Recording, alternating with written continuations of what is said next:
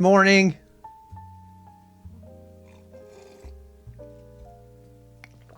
I'm fighting all of the temptation to put some Neo music on today. Some Matrix. Because today is the terminal day. And Big Daddy.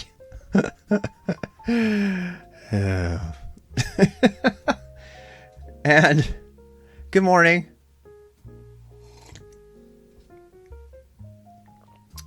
So I have been up quite a bit this night preparing for this, so the coffee's going to get me through it. As you know, I'm a little sweaty too. Sorry, haven't quite started yet. So, but just wanted to tell you this is where it all begins. For many people, their experience with Linux doesn't really start until the terminal happens. It's almost like you can remember the day before you knew about the terminal and the day after you can't remember after you met the terminal. I can think back to a time when the terminal was sort of weird to me, and I'm getting started a little bit early, but that's fine. I actually started using the terminal to write my first code. Let's see, it was in 90, I want to say 96, 97. Good morning. So what happened was, I mean, there were a lot of terminal applications around at that time. All of this Linux stuff got really going in 85. That was when all of, Stallman's GNU stuff started in the Linux kernel. We're going to talk about that during Running Linux Week, which is coming up too. But when I think about the terminal, the first time I experienced the terminal, I mean, to be honest, it was like when we were using how's it going? When we were using, we already did taking notes yesterday. We're not going to do that. So yeah, my first use of the terminal was probably the library. So the library had those green screens. They were always kind of broken in and stuff. I was tempted today to actually set up the retro terminal, and I'll just show you what a terminal used to look like back then, if you want to experience it. When I first started to stream, this was all over the place, this kind of experience, and I'm going to full screen this terminal experience for you without forcing you to do it. So here I will full screen this. This is the closest thing to a terminal experience that you can have just without having a terminal. So, but this is me using tmux combined with a program called RetroTerm. If you ever want to play with it, I guess that's just a back and forth. That's not what I wanted. So anyway, there's one of me actually using it, I think. For a little bit. I did a video called, oh gosh, I'm like all dressed up like a hacker, because hackers terminals. I'm just gonna mute this one for now. So this is like a pretty good idea of what something used to look like.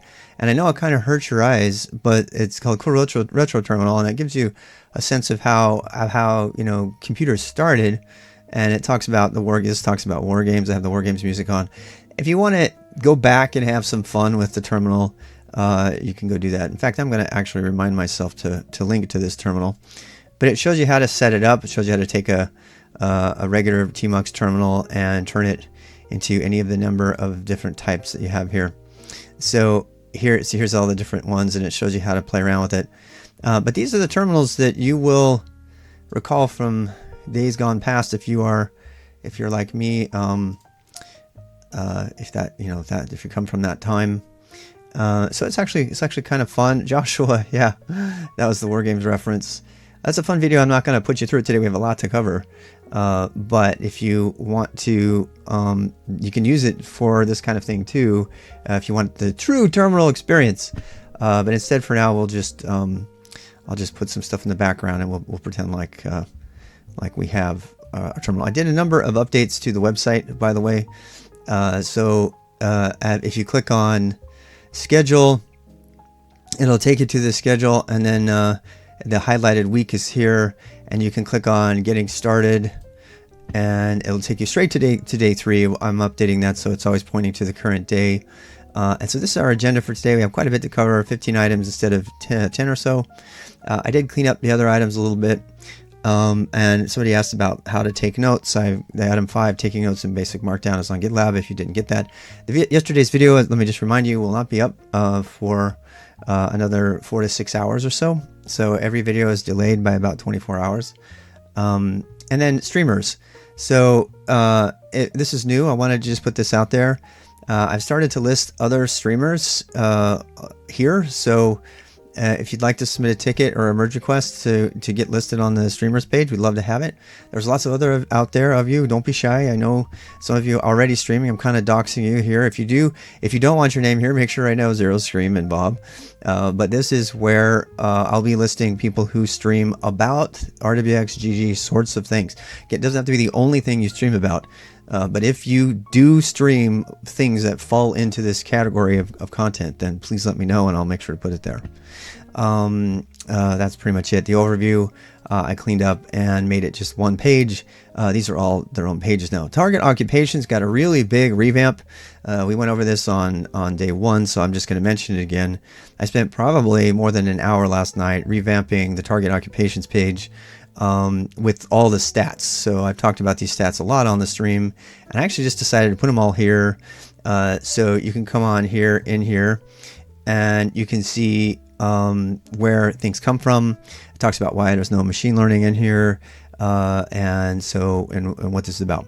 If you click on any one of these too, it gives you a quick little rundown of what that job is, how it compares against others, and so forth. This is something that I would have covered more thoroughly on the first day, so I'm telling you about it now because I added it. I felt like it was kind of missing, but these are the jobs and how they fit. It's just so remarkable to me that security analyst is growing at 32% faster than any other of the. I mean, it's just these. It's like that's a good 11% faster than everything else. All right, back to the topic at hand, which is yes, torture from the terminal. Terminal torture. That needs to be today's saying. Grok the terminal should be terminal torture. It kind of is torture when you're first starting, and I'm not gonna lie, it is tough. What you're about to do is hard, but that's what makes it so worth doing. Most things that are tough are usually because they're worth doing. So yeah, a Vim revelation. So let's get back to where we need to be here. I'm going to go ahead and close this one. That's just my previewer. And I'm going to go ahead and start up a tmux again. Do we have a tmux running? I don't think we do. Exit. No, well, anyway, we'll stay here. Oh wait, yeah, I guess we do need one. Tmux. All right. So, should I uninstall Nano? We're going to actually talk about that really early but that's not the first thing we need to talk about. The first thing that we need to talk about, and I want to pull up my thing on the terminal today so that I can be doing my own thing. We actually have 2 days of terminal. Tomorrow we're going to do tmux, and if we don't have time today, we're going to push the bash thing to tomorrow, but we'll see. First thing you need to do is get a terminal. And so rdbx.gg/week1, and we'll jump down to day 3. So Grok the terminal. All right, so as we talked about yesterday, Grok means to fully understand and internalize it. So what is a terminal? A terminal is a text user interface, like we talked about.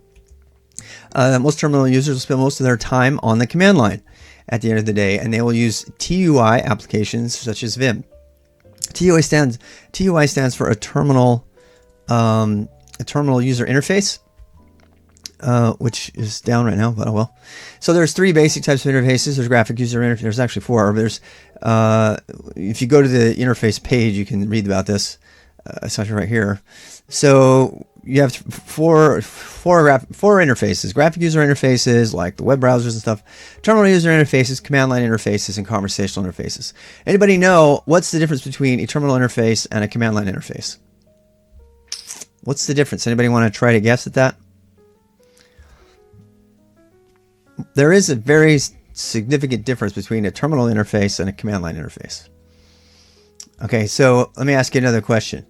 Yeah, kind of. So is Linux that I'm using right now, is it using a terminal interface or is it using a command line interface? So, a serial port, wise guy. So yeah, a terminal uses the whole screen or most of the screen. Okay, so these are Linux is a terminal user interface, and so that's just so when I use the terminal, I don't want you to get confused. A command line interface is just one command at one time, and we're going to get into that. And there's a very important distinction between the two, particularly if you're a pen tester, which we'll get into. If you break into a system and you don't have a full terminal interface, all you have is a command line interface. Which editor do you use? You don't use VI.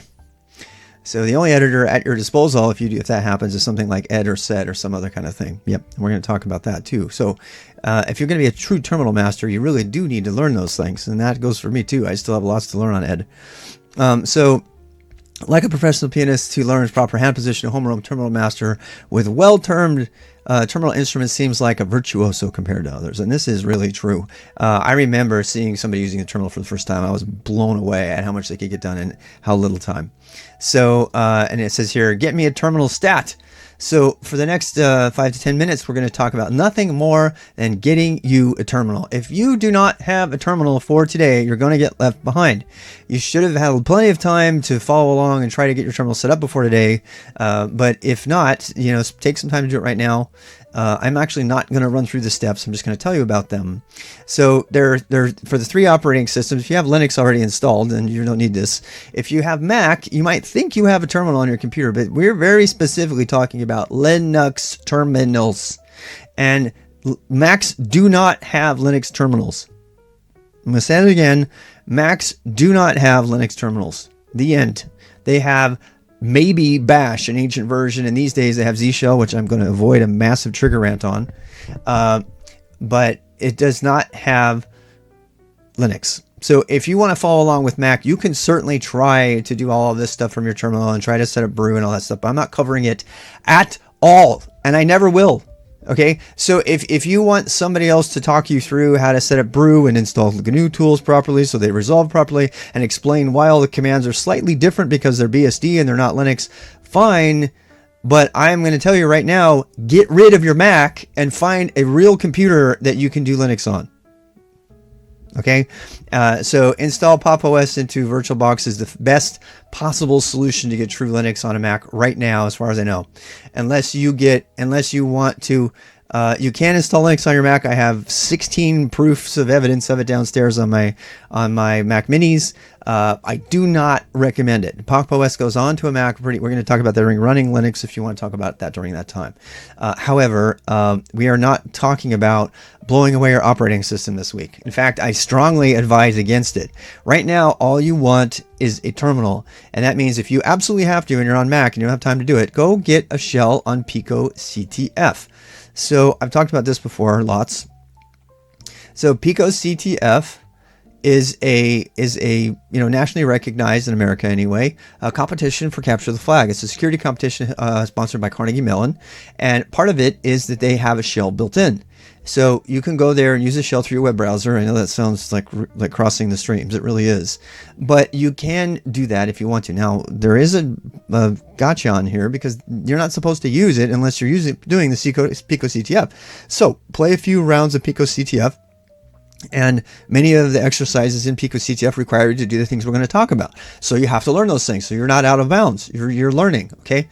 But you can't use their terminal unless you're using it for a Pico CTF application, which includes learning all these things. So if you want to do that, fine. That's all I'm going to talk about on Pico CTF. But I put a link there for you if you want to go use that.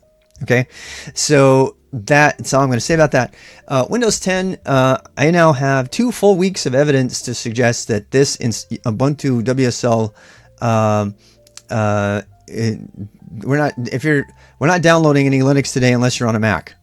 If you're on a Mac, then you might want to download Pop! OS and VirtualBox, which we will not be covering how to use those things today. Those are going to happen under running Linux. You might need some extra help.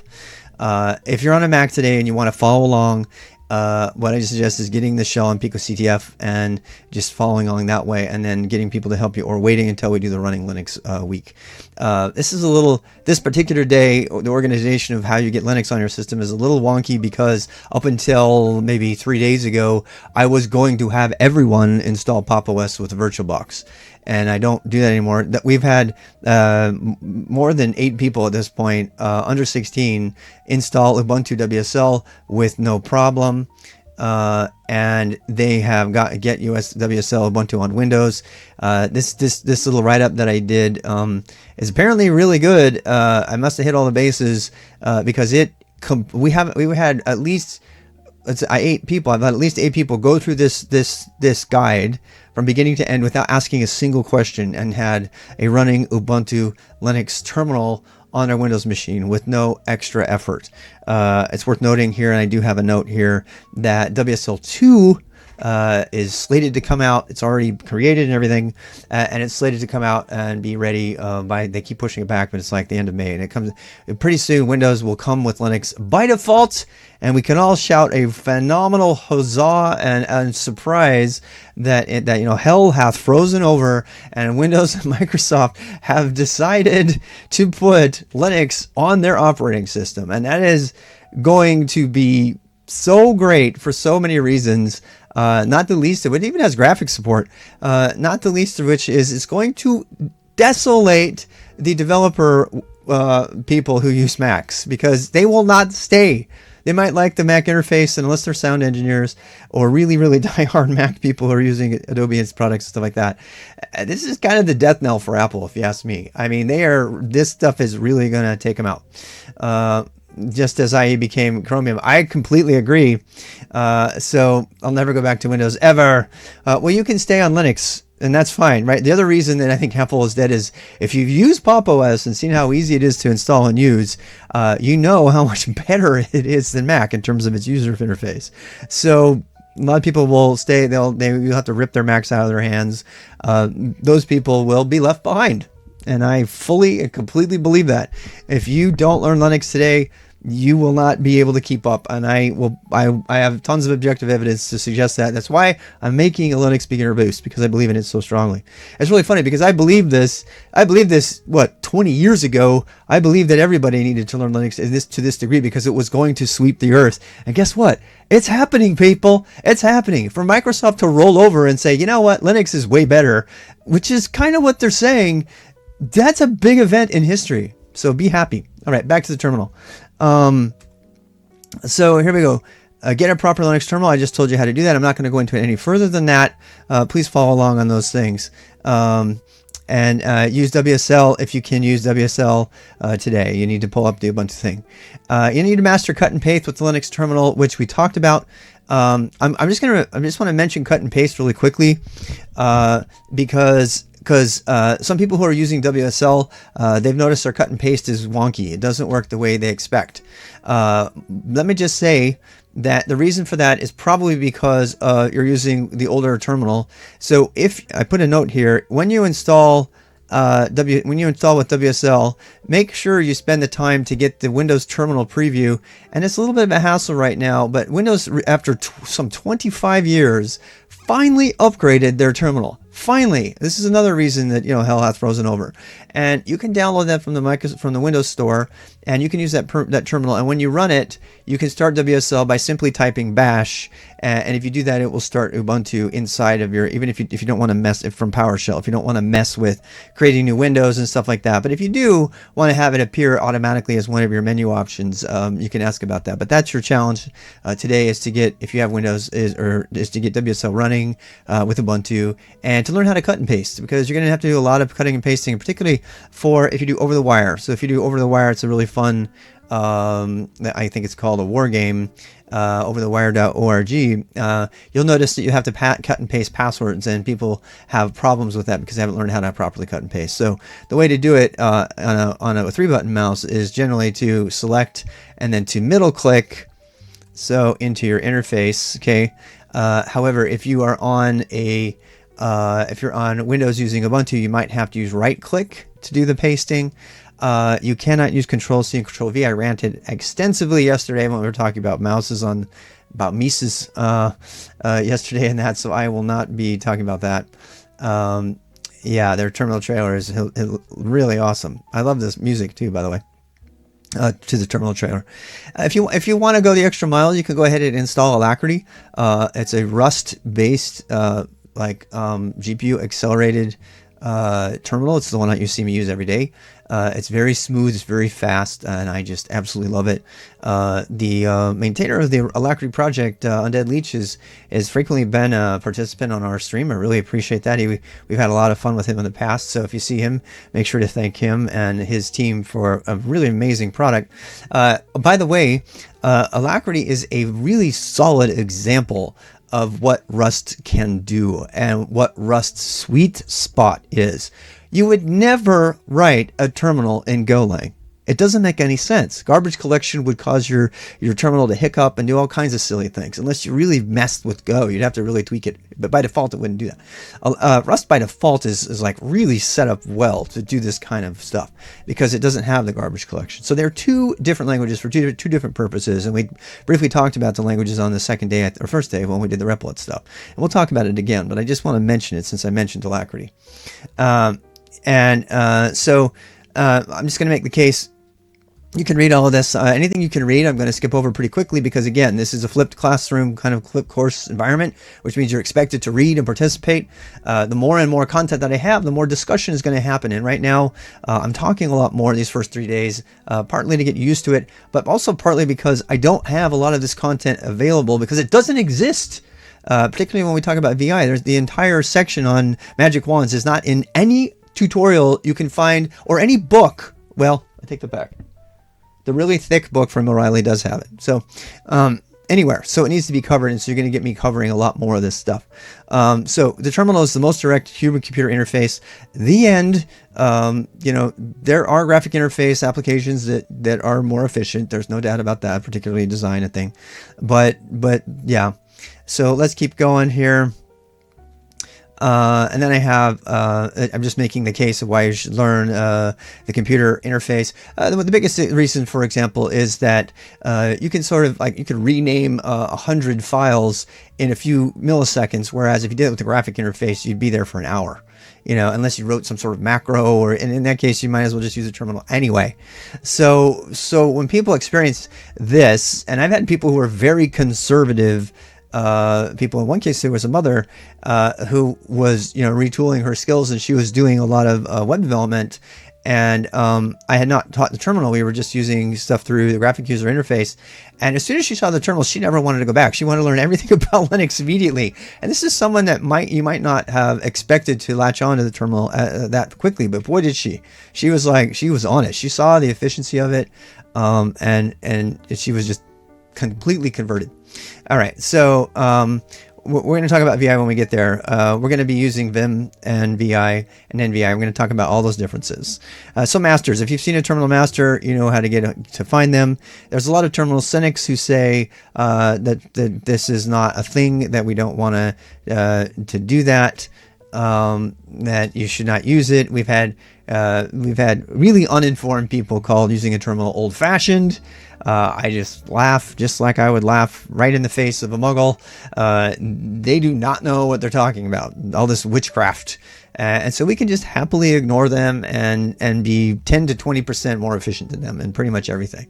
So just know that not everybody is going to understand this magic. And when you show it to them, sometimes they'll be really triggered that you're doing it. And then they'll even get more triggered when you're faster than them. Or if you claim that you're faster than them, they'll get really, really triggered because, oh no, God, no. And their cognitive dissonance will kick in big time. That's all I'm going to talk about the terminal. Let's actually do some terminal setup. I didn't have to tell you about all of that, so you can get going.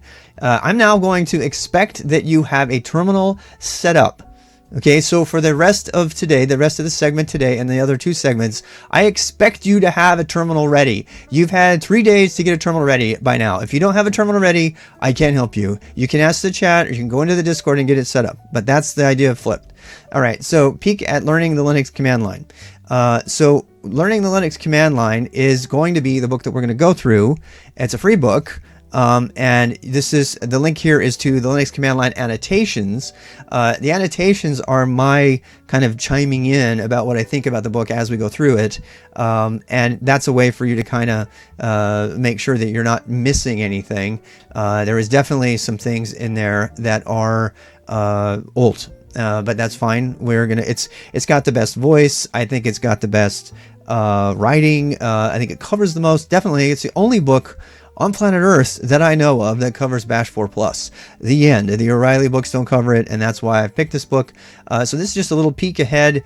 We will be spending 2 full weeks on this book. One of those weeks is to be on the first 2 parts, which you can get going on right now, which is why I'm giving you the peek here. If you want to jump ahead and start working on this first part, because you have your terminal ready and everything, then you're ready to go, you can go do that. But I'm not going to be going deeply into the book right now. I'm just going to show you a few commands very, very quickly that are covered by the book. So if you want a more full treatise of how to use these commands, go to the book and cover them. I used to have these on kind of a survival sheet to get used to the terminal. All right, so and then we're going to learn the Vim Basics after this. So the first thing we're going to do here right now, so this is going to be, we're going to do Vim. So if this goes well, we're going to do this terminal introduction and how to navigate the terminal, how to start it up right now, first segment. We have another half hour on that. And then we're going to do all Vim for a full segment. That's like a 40-minute segment. And then after that, we're going to do public key cryptography with SSH, and we're going to set up our GitLab and GitHub from the command line. And I'm hoping that we have time left over to do a little shell scripting, if nothing more than a save command, so you don't have to execute all those crazy commands to do GitLab and GitHub from the command line. Okay, so that's the plan for today. So I'm gonna have to jump immediately into showing you how to use the terminal, and I'm just gonna kind of spitball this and show you the main commands. First of all, you need to have a terminal up right now. How you start a terminal really depends on your system. The fastest way for most people to get a terminal to start, and I do this for everything. I don't browse my machine's system things at all. I don't use the mouse for that. In fact, I don't use the mouse for starting terminal at all on a Mac or anything else. On a Mac, you push Command space, and it will pull up your search thing, and you type terminal, and you just hit enter, and boom, you have a terminal. There it is. No need to go to the mouse. If you're gonna start, if you're on an Ubuntu or a Linux system, you push Option or Windows key or something. It's at one of those keys. That will pull up your search bar, and then type terminal, enter. If you're using i3 or any of these other fancy window managers, that's fine. You know what to do. If you're using so any of those versions, if you're using Windows, if you're using Windows, you just search bash and it'll pull up. You can actually don't even have to search for bash. You can just type, you type bash in the search window and hit enter, and it will pull up. Okay, sometimes it's called super and enter. Oh, that reminds me, there is a new page that I've created that relates to that, and I want to show you that now. So back yesterday we did the typing. I got to do this really fast. So rwx.gg/typing. Okay, and then if you just go to that, if you go to hashtag symbols, well, let's just go to typing.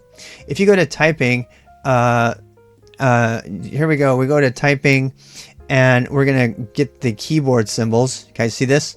So if you go to rwx.gg/typing, I added this last night. This is a reference to all of the different symbols that are from your keyboard and what they're generally called. So if you're stuck and I say something that you don't know, you can always go there and look and see what he's talking about. So this includes the brackets. I combined the brackets page into this, brackets, parentheses, backticks, blah, blah, blah, blah, blah. And the reason I was reminded of this is somebody mentioned the super key, and half of you are like, what the heck does that mean? So the super key is often called the Windows key. Linux, people do not call it the Windows key. In fact, there are stickers you can get that will cover up the Windows logo with the penguin or something. And so there's a super, it's also called the command key, and it's also called the Windows key. So there you go. And then you have shift key here. You have return, enter, there it shows you escape, it shows you the control left bracket is the same as escape. So if you want to know what we're talking about, make sure you go check that out. All right, so I'm going to clear again. And so what do we have on screen here? We have a blank screen. What do we do? And by the way, this is the moment that terrifies most people. They are sitting there staring at a blank command line prompt, and they have no idea what to do. So this is when taking notes really matters. So if you haven't done so already, take a moment and open your notes. We went all through how to make notes yesterday. Open your notes. If you don't have notes or you weren't here yesterday, get a piece of paper, open up a notepad thing, whatever it takes, start taking notes, because you are every single system administrator I have ever learned from had a black notebook where they would write notes on it. Okay. So they would be here writing in their notepad, and they would write all of their commands as they learn them. And even if they never look back at their black notebook again, it was a way for them to like really, you can use Markdown. You should be using Markdown. If you were here yesterday, you have no excuses. Use Markdown for this, right? It's a good opportunity for you to do that. All right. But if you didn't, and you're just really struggling, pause the video if it's a YouTube thing, and like start taking notes and go back and watch, or actually wait for 4 or 5 hours for yesterday's video. Actually, yesterday's video you can watch right now on Twitch. You can just go back and watch it on Twitch, so you don't have to wait. I take that back. You can go watch yesterday's video today. All right, so now I'm going to go through these next things very, very quickly, because I'm going to be doing it in video time, not classroom time, which means that I can talk about it really quickly, and you can simplify it as you go. Okay, so the first thing to do on a command line that makes you feel cozy is to type ls. Whoa, there's lots of stuff there, right? So I'm actually going to go back to my home prompt, and I'm going to type clear. Did I say tomorrow? I meant yesterday. Sorry, guys. So you'll see your prompt is not going to be as silly like mine. I added this so you can get a sense of where I am. But this is, I'm in my home directory. Well, what does home directory mean? Where the heck am I? How do you figure out where you are? PWD. PWD shows you where you are. Okay. It says, I think it stands for print working directory or present working directory. Doesn't matter. For those who know, there's also a PWD variable, which will show you where you are. Okay. I do this constantly. In fact, you will see me do this as a nervous tick all the time. ls, PWD, clear, ls, clear, PWD, and you can't hurt it, guys. You can't hurt it. So just do it. So here's something else. Respect the terminal. Don't fear it. I've had kids that I've taught, and they're like, and they end up like totally making all kinds of files and doing wacky stuff. That's not respect.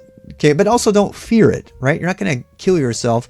If you ever get stuck in something, do not replace clear with Control L. Banish that statement from my chat. Okay. Do not do Control L as a replacement for clear. It does not work on all terminals. It only works if you have Emacs mapping. The end. Okay. So if you're going to do that, make sure you understand what you're getting into. You're adding something that will not work on multiple systems. Okay. And I am tired of people recommending it. I'm a little triggered. Sorry. It's not your fault. So use clear. If you don't like typing clear, type CL. Okay. Oh, no, I can't type CL. It's C for me. I just cleared my chat. Oh, well. Because I aliased CL to everything else. It is not a true statement to say that Control L is the same as the clear command. Okay, they are not the same at all. All right, so let's go back and move on from that. It's not a shortcut key. And you would do not use shortcut keys. Okay, well, I'm kind of glad you're here, because you're telling everybody all the things not to do so I can talk about them. Do not get into using control keys and keys that are hotkeys for your terminal. Right now, pretend like all you have is the terminal. You're going to hear a bunch of people tell you about all the really cool hotkeys you should use for your terminal. Do not listen to them right now. Just pretend like they're not there and they're not talking. Okay? What you're going to use is nothing but the terminal. You're going to learn the terminal properly so that when you get on a terminal that doesn't have all these fancy hotkey functionality, which is the way you should use a terminal, you won't be lost. Okay? I'm a little bit triggered because this is one of the worst areas of bad knowledge in the world right now, and it's the reason I'm streaming, because everybody is teaching it wrong. And then people get on systems where they have to maintain AIX or Solaris or something like that, and they're pumping around on different terminals, and like, none of this stuff that I learned on YouTube works because you learned it wrong. calm down, Rob. I can do this. Okay, so we're taking a breath. I'm attacking the idea. So far, I've been attacking the idea, not the person. All right.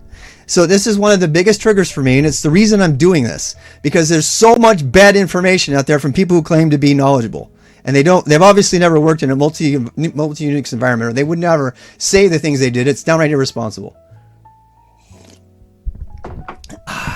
LS. PWD. Okay. There we go.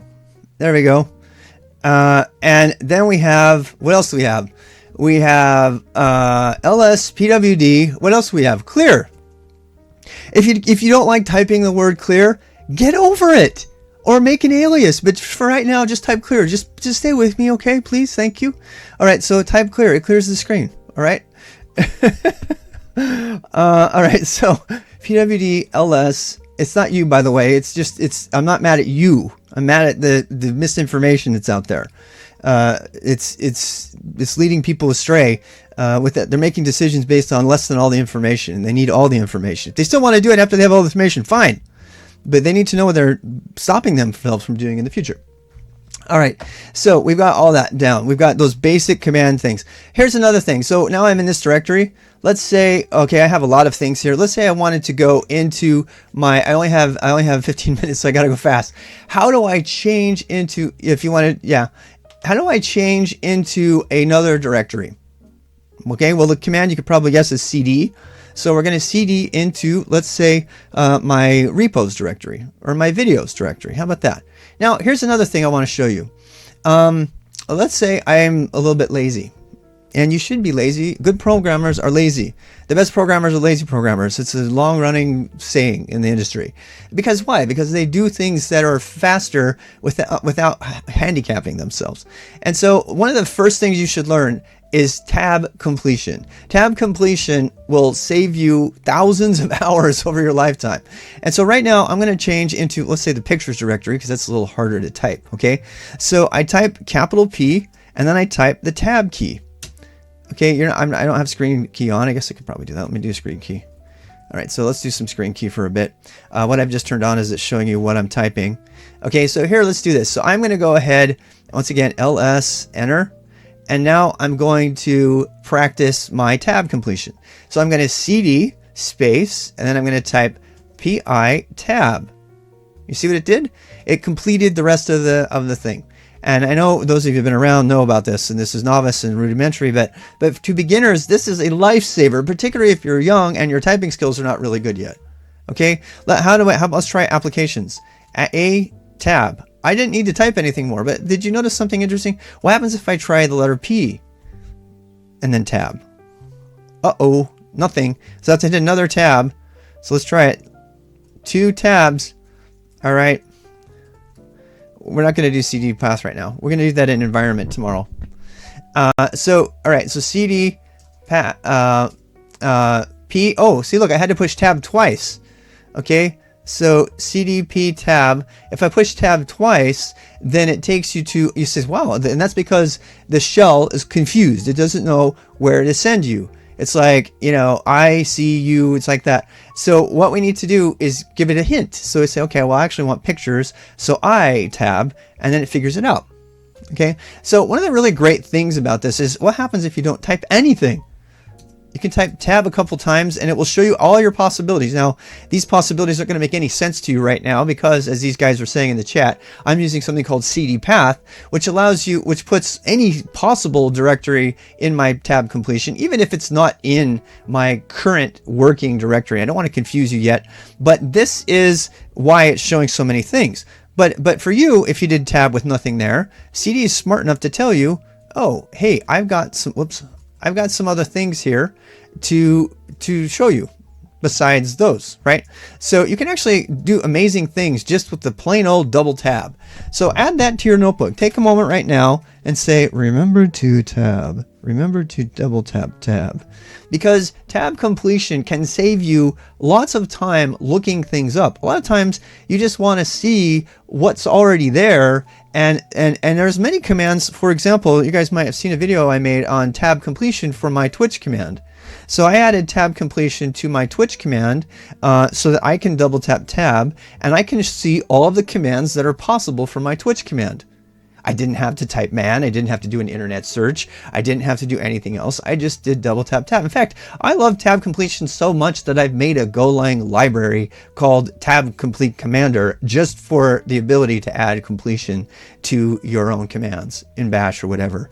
And I've done other streams about how to do that for more advanced. When we get into bash programming, I'll show you how to very easily do your own completion with this. And you can those of you who might be advanced, I can show you. Those who might be just tuning in, this is not for the beginners, but if you would like to see what I'm talking about, here are all the commands in bash, and this little loop down here, whoops, this loop down here loops through them all, and if it's in completion context, oops, I'm gonna have to turn my screen key off.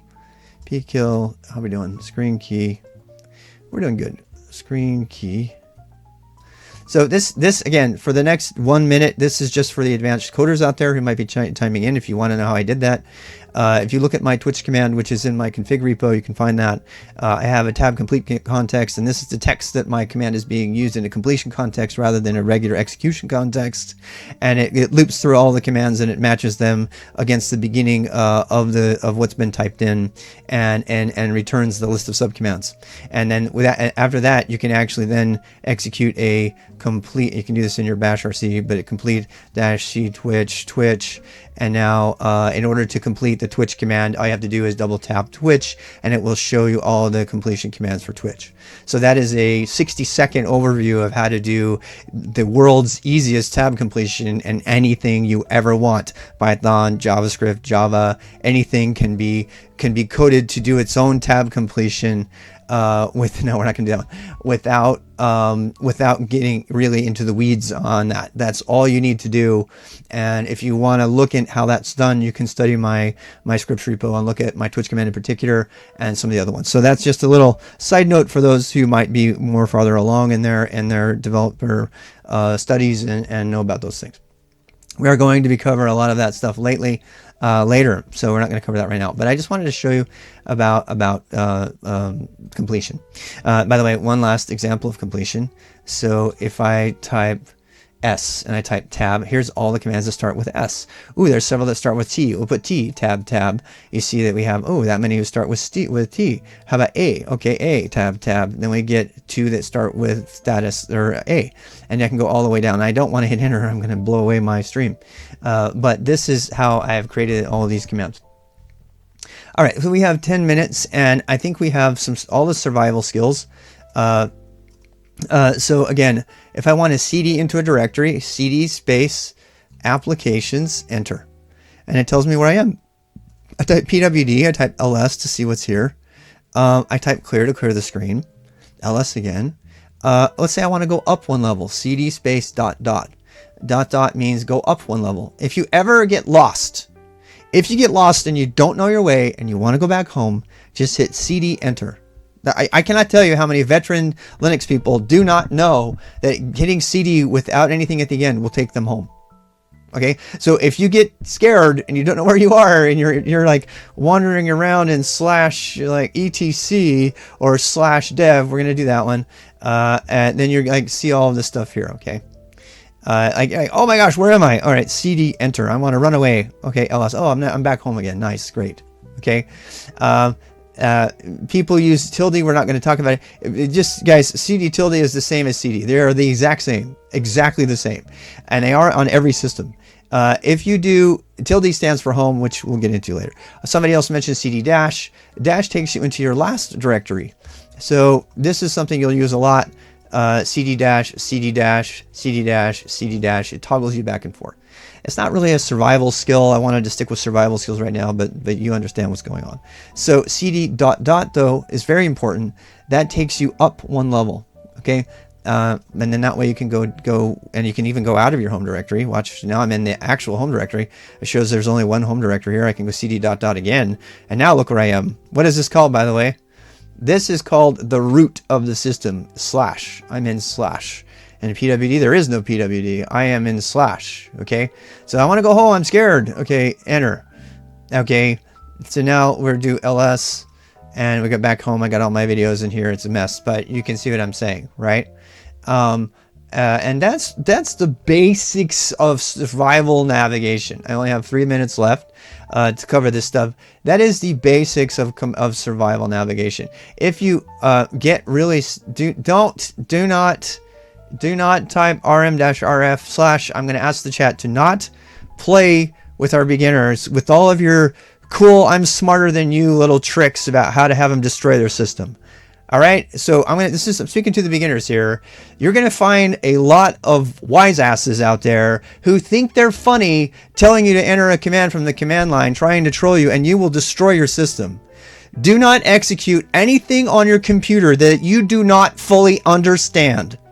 Period, exclamation point, whatever you want. Never execute any command from the command line. Just like you should be taught, never download anything from the internet and run it unless you know what it does.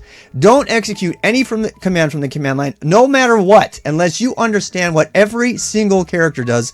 And I don't care where it came from or how much you think you trust the person, because I have seen beginners play with their friends and have them screw their system over and laugh. It's not fun. You know why it's not fun? It's just like that Minecraft kid who like blows up all your stuff or kills you when they get up. It's fun for them. The person who's getting killed all the time, they don't like it. Get over it. It's not fun for anybody but you. And then you know what happens when they have the kill power? They're going to kill you and laugh, and you're going to, oh, it's not fun anymore. You know, don't be like that. Just don't be like that. If you want to have fun with somebody, go do it some other way. Go troll somebody some other way. Particularly don't troll newbies in here. And if you do, I will find you. Man, I don't know if we need to teach man right now. No, don't read the man page. Okay. What they're trying to get you to learn is this: man ls. And I'm going to say something very controversial here. Don't read the man page. The man page is, you want to know why? Here's the bash man page. All right. How many hundreds of lines is this? This is a 500-page man page. This is a 500-page man page. I'm speaking to beginners right now. Okay? I'm not saying don't do your research. What I'm saying is don't start with the man page. And by the way, that is absolute heresy in the Unix world to say those words. Look, watch. How do I use ls? This is an internet search. Okay, look. How best Stack Exchange comes back? You got to be careful on all your information, right? You want to learn how to check it. But here it says ls. Look, it shows you how to use the thing. I often use ls, which is long format ll. Okay. There, I had some specific examples of ls in what? 10 seconds? I'd still be reading the man page and trying to decipher it right now. Now, I do want to spend a moment on how to decipher a man page, but I don't want to do it today. I'm going to do it tomorrow. Tomorrow, we're going to do that. Okay? But looking for help is not a bad idea. ls-help. Okay? Now, if you do this, you're like, it's off the screen. I don't know what to do. I don't know how to keep it on my screen. So this is a survival guide to using the shell. Right? If you need to understand the commands that I just told you right now, do an internet search. That's what I'm recommending. And then when you learn more about the shell, I'm going to teach you about ways to answer all of those questions from the shell. And Lord knows, I am that guy. I am the guy who searches and finds his answers from the shell all the time. I'm not saying that you shouldn't use those things. I'm saying right now, don't get frustrated. Just be happy, keep calm, do your internet searches if you want to add more to your knowledge for now. Okay, and you'll learn how to use all these fancy things that people are telling you about tomorrow, over the next week. I don't want to burden you with too much information. Okay, so right now the only things you should have written in your notes that you should need to know how to do is clear for clearing the screen, ls for listing something. We're going to clear again. cd a tab to go into applications. cd space ... to go up. Okay, when you get lost, cd enter to get there, right? And then clear again. So we're just doing cd and pwd, pwd cd ls clear We're just moving around for now. It's all we're doing. We're just moving around. So don't be panicked by all that there is to learn. It's really easy at this point in learning the terminal to get overwhelmed and blown away and like, oh my God, there's so much for me to learn. There's so much for me to learn. I'm never going to learn it all. That's actually a good thing. You're never going to learn it all. I found something out every single day. And that's good. That's what makes it really fun. But I'm trying to tell you, if you're just starting out right now, keep it small. And please, those of you who are out there helping to mentor others, baby steps. Go small with people. Some people want to go faster, and they will let you know. They will let you know if they want to go faster. But start out assuming that they don't necessarily need to know about man right now. They're okay with doing their internet searches. Or they don't necessarily need to know about the Control-L option instead of clear. Or many other things. Okay, I'm going to take a break. I'll be back in 15 minutes, which means I'll be back at 12:10. When we come back for the full segment, it will be all VI. And we are going to learn the minimum amount of VI. I don't want anybody to get scared. Play around with your terminal, and I'll be back then. So AFK until 12:10. All right. All right. Take care. I'm gonna get some more coffee and stuff.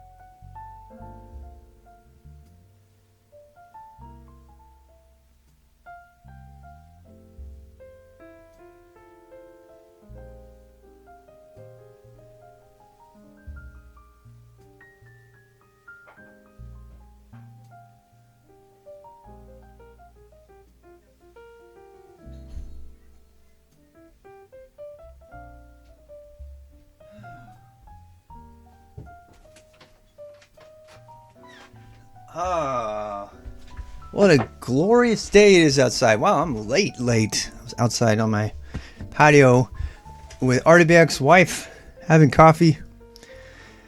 All right, so VI. Wow, what a big one. Big topic.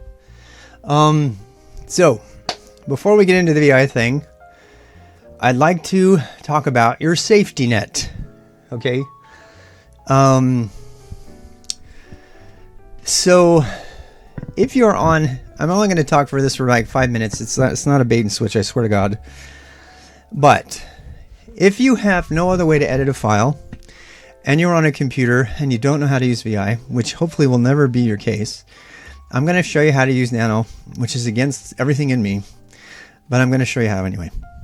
Okay, so let's say you use Nano. I can do the whole Nano thing in 60 seconds. It's that easy. So you do Nano. Let's do hello. And then you get this thing.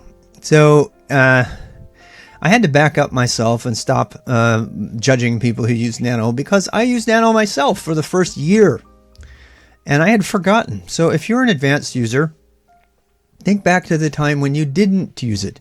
And in my day, we used to use email through the terminal and everything, which we'll talk about some other day. And the editors were, you might like this nostalgic memory lane thing, Nano, which is the successor to Pico. Another one was Joe, and there was Kate. There's a bunch of editors in this field. Okay, and I need to talk about Nano so that you can understand why not to use Nano. Right, so people are like, why can't I just use Nano? Nano's on everything. The Linux Foundation supports Nano. Why not just Nano? Well, here's why. Okay, so Nano, it does exactly what you expect it to do. You can use your arrow keys. As you can go down here, as long as you have lines in here, you can add stuff. You can use your arrow keys and move around. If you push delete, it does what you expect. If you use backspace, it does what you expect. And that's all well and good. It's a very visual editor. In fact, it's the easiest editor for use for an absolute beginner. And there's nothing wrong with that. There's really nothing wrong with that until you need to start doing more things. And so this is not going to really become something you appreciate until you start using lots of code or you're editing multiple systems, and you have to go back and forth between different things. So one of the things you can't do here, for example, is I can't run something from the command line and have it insert at this location. Okay, and that is not something you understand right now. But if you just need to just edit files, there is actually two really big things I want to warn you about with Nano. So I'm going to talk about those things now. The first one is that Nano's insufferable practice of getting you used to using the control key to do things. The control key should be used with great caution from the command line in any way. The control key is generally used to send different signals to your terminal that cause your terminals to do all kinds of different things that will really surprise you someday. One of them might be suspending your terminal. One of them might be backgrounding your terminal. One of them might be interrupting what you have running and killing it. These are all things that we're going to learn from the terminal over time, but right now we're not going to talk about it.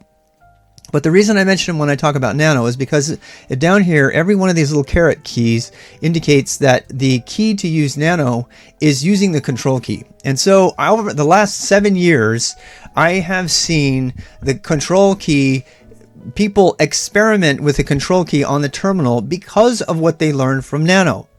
And this is my biggest complaint about Nano above all of the other ones. So when you have an autodidact, someone who's trying to figure out their own stuff, they come to the terminal with this mentality that they learned from Nano, which has caused them to think about the control key, and they really get themselves in trouble. Let me show you. So first of all, it's actually harder for me to exit Nano than VI. People make jokes all the time about exiting VI. So how do you exit Nano? Control X, okay, Control X. And I have to save my buffer, say yes, I want to save it. I have to write the file name. Oh my God, that was like so painful. All right, so here you go. You've now got a thing. Okay, so let's say you accidentally write a loop. Don't write this, okay? Don't write this. While true, do something I'm making a loop that's gonna stop. That's gonna actually, let's just do echo nyan, echo hello, sleep for 1 second, done. All right, so let's say you accidentally are coding and you're getting yourself into, you got yourself into this infinite loop. Now, someone who has just done Nano only would be like, oh my God, how do I get myself out of this? How do I get get your pencils ready, or whatever you're going to do, your markdown ready, because you're about to learn what the most important control command in the whole terminal. It's called Control C. So you hold down Control and push C, and that will, that will stop what's running. It sends what's called an interrupt, a SIGINT, if you want to write it down that way.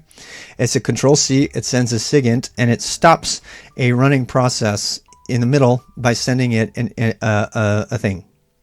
Now, let's say you didn't know about Control C and you were a Nano user. Yes, you may have saying, well, gosh, how did I exit Nano? Well, I think it was Control X, but let me try Control X.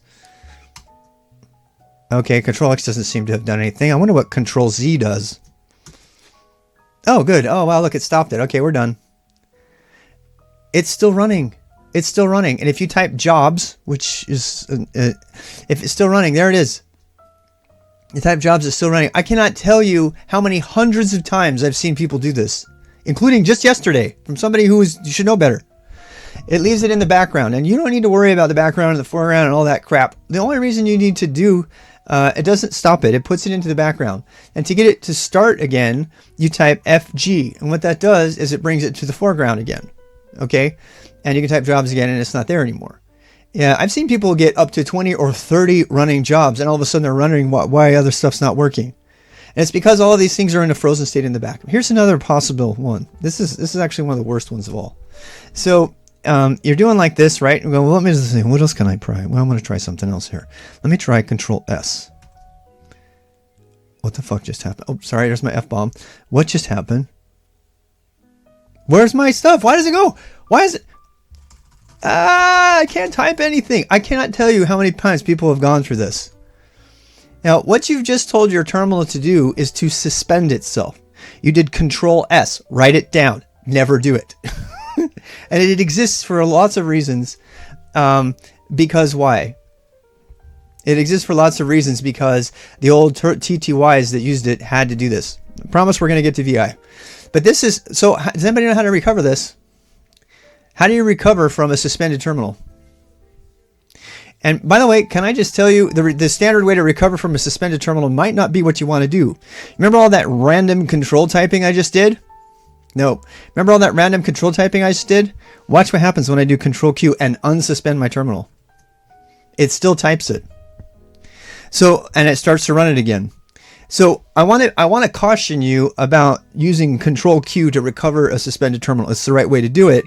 But if I were you, I would use Control D instead, because Control D sends an end of file or cancels a terminal, or Control C stops the process. And the reason for that is because you may have accidentally typed other characters on there and you don't know what they are. All right, so let's practice this again, and this is probably one of the most frustrating things a beginner will ever run into. They're running a process and then they suspend on accident. All right, and I suggest if everything stops working, Control Q will unsuspend and start your program running again. But if you're on the shell, you might be sending stuff you don't want that you forgot you typed that hasn't shown to the screen. In which case, it's at Control C. You can try that. It'll just cancel it without doing any of that. There's no FG here. There's no FG fixing because nothing's been backgrounded. It's been suspended. It's a very different process. And you guys, I don't want you to feel like overwhelmed by all of this talk. Backgrounding and foregrounding. So these things that are running are called processes, and the process that's running right now is running in the foreground. And when you do a Control Z, that puts a process in the background. So FG would bring it into the foreground. When a process goes into the background, it continues to run, by the way. Sometimes it will pause it into the background. Actually, no. By default, it suspends it into the background. Control S, I don't know if Control S works on WLS. That's a different question. So that's good. Thank you for bringing that up. So suspend is literally pause, and suspend was put there because terminals came from teletype machines, and teletype machines could often not keep up And so there are some what they call escape sequences that are left over from the old days from terminals that are there to deal. And by the way, a line return and a carriage return, these are all terms that come from the teletype. And that's where our terminals have come from.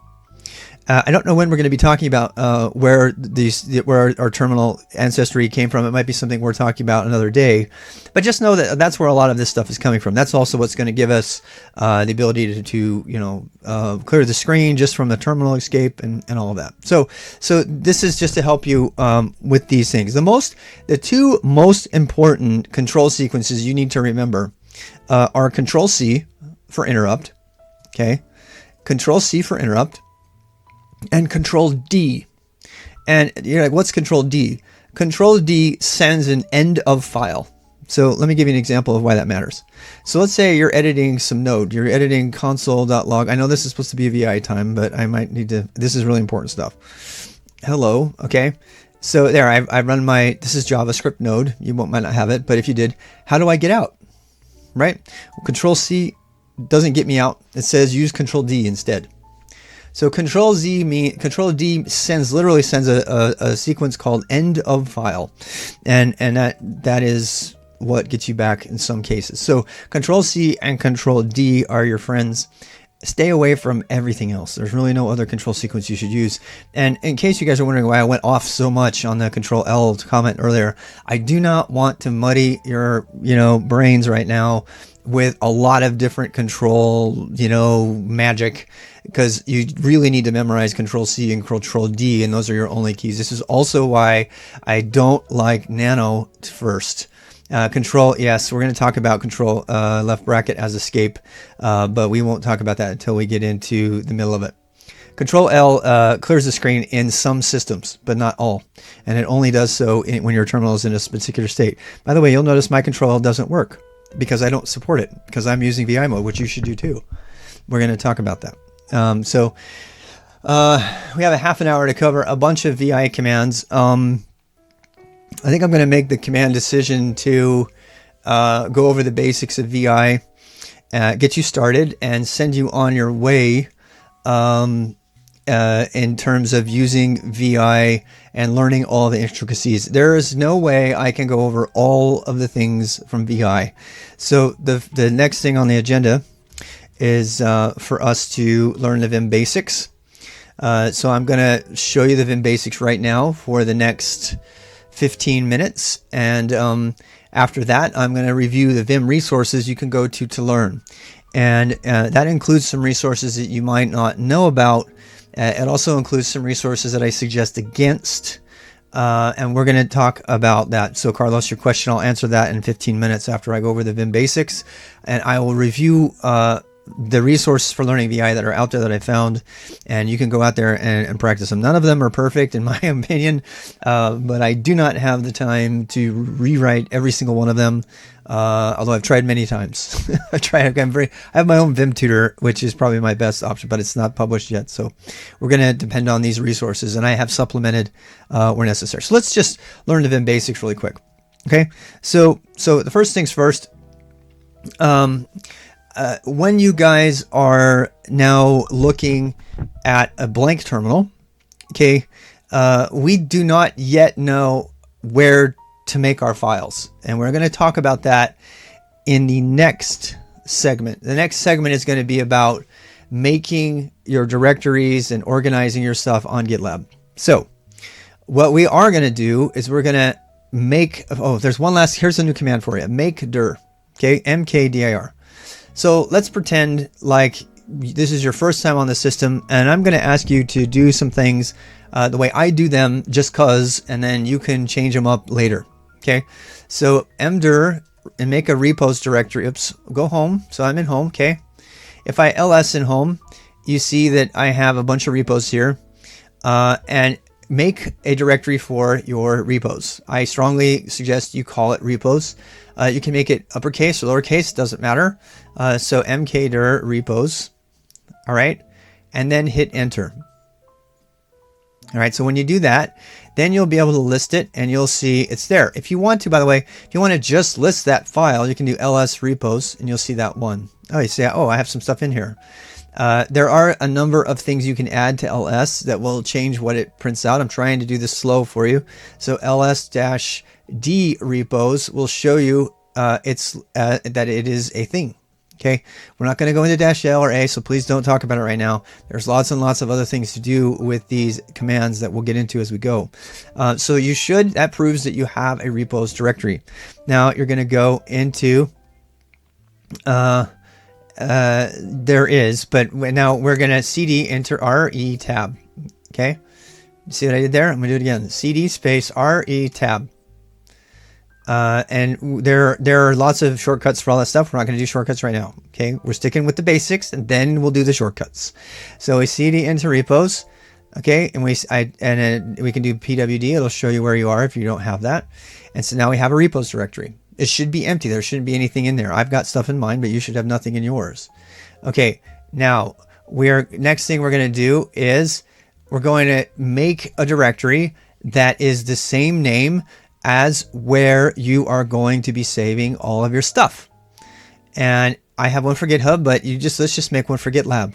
So mkdir gitlab.com.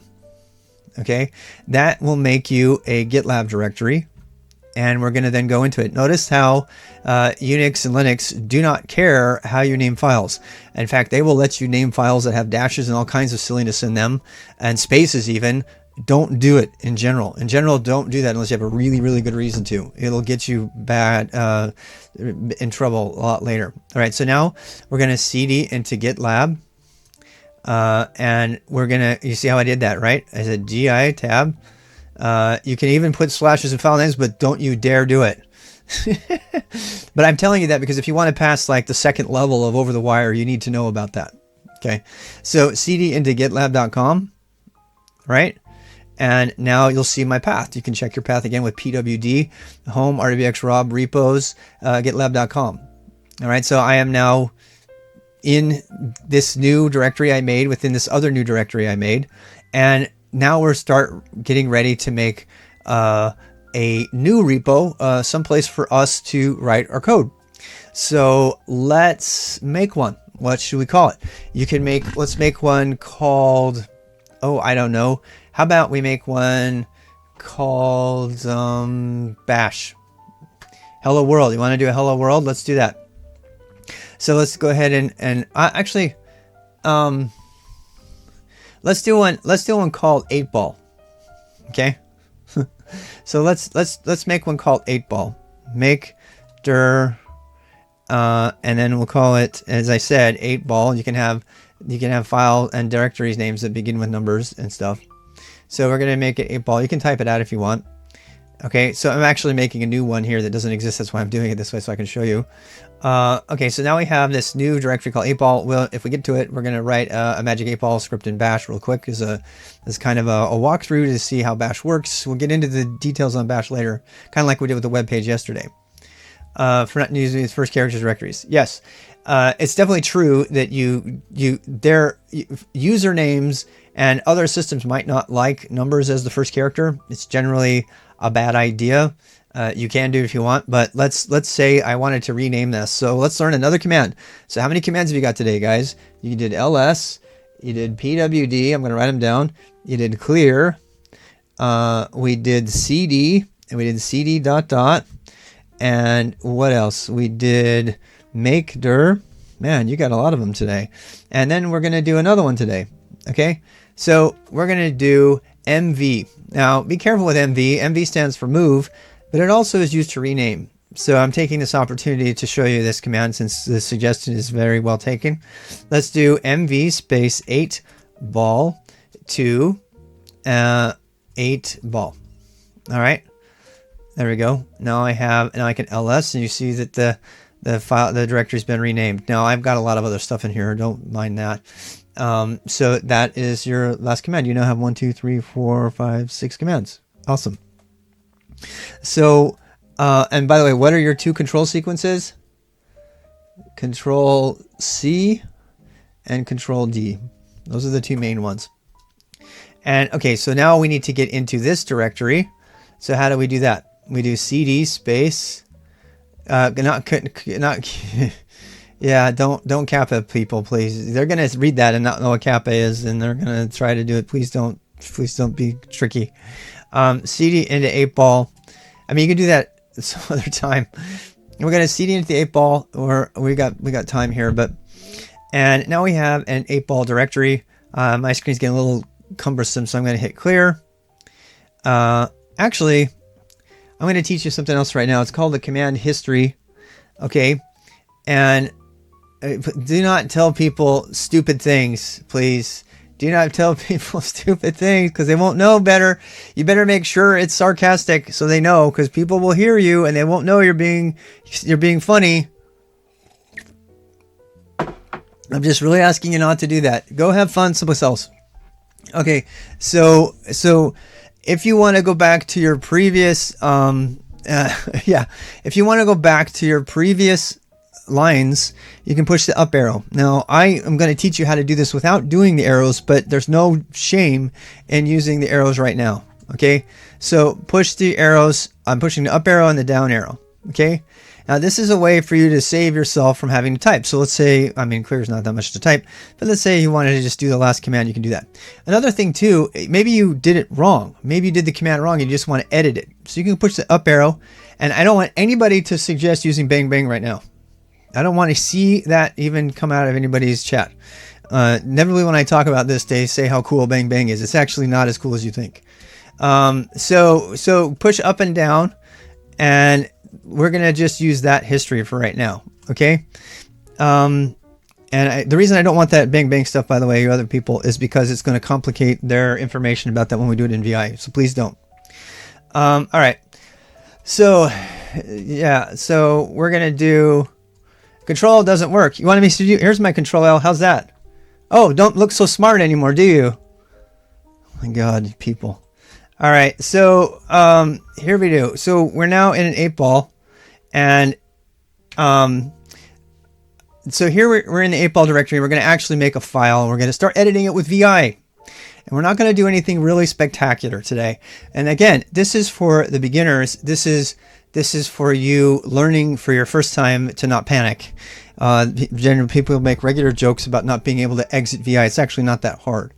Okay, so I'm going to clear the screen with my C alias, and then now it's all cleared. Okay, now we're going to go ahead and make a file, and we're going to edit the file. And I'm going to teach you something that very few other people will teach you, but I believe is more effective. A lot of people would tell you to just do VI file right there. And the reason I'm against that, I'm really against that, is because when you do that, I have seen beginners over and over and over make a file in the wrong place with the wrong name and not be able to save the file, and ends up getting them in big trouble. So the way that you should do this is you should first make the file and then edit the file. If you go about this process this way, it will save you from very much pain later. So let's say, for example, you're in the wrong directory and you've forgotten. Right? So you VI that file, and VI happily lets you write 50 lines of a thing, and then you go to save it, and it's like, can't save the file. And you're like, what do you mean I can't save the file? Because you're in the wrong directory. And so what are your options? Well, if you don't know the options, you panic and throw it all out. The fix for that would be to save it someplace else, like in temp, and then fix your path, exit out, and move the file, which is really complicated.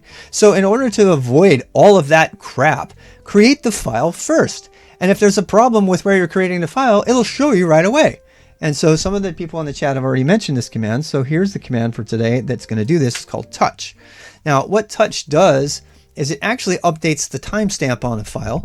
But if there is no file, it makes it. So we're going to name it. I'm going to go ahead and name my file 8-ball, same as my directory. And I'm going to touch a file. Now I'm going to type ls. You see I have a new file. And here's an extra switch for your ls. Okay. ls-l, ls-l, and -l, you can read all about it in the man page or whatever, but what it does is it's just a long listing. And don't suggest ll. I don't want anybody to suggest ll. A lot of people right now will suggest ll, and they'll say, oh no, it's not command, it's not found. You know why? Because it's an alias, and it's not on every system. Just learn ls-l. ls-l, ls-a, all those things are aliases that somebody decided to put in the Ubuntu base distro or base user account settings. They are not standard. Don't use them until you know what they are. They are not commands. Okay, so just follow me here, type ls space -l and learn it the right way. Okay, and then you can come back and add all the aliases you want as to your heart's content. Okay, but don't learn it that way. Learn it the right way using the actual command.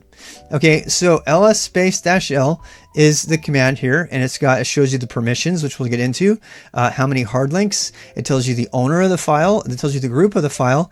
It tells you how big the file is in size. It tells you the date the file was created, and it shows you the file. Now, you notice that this is a 1236, right?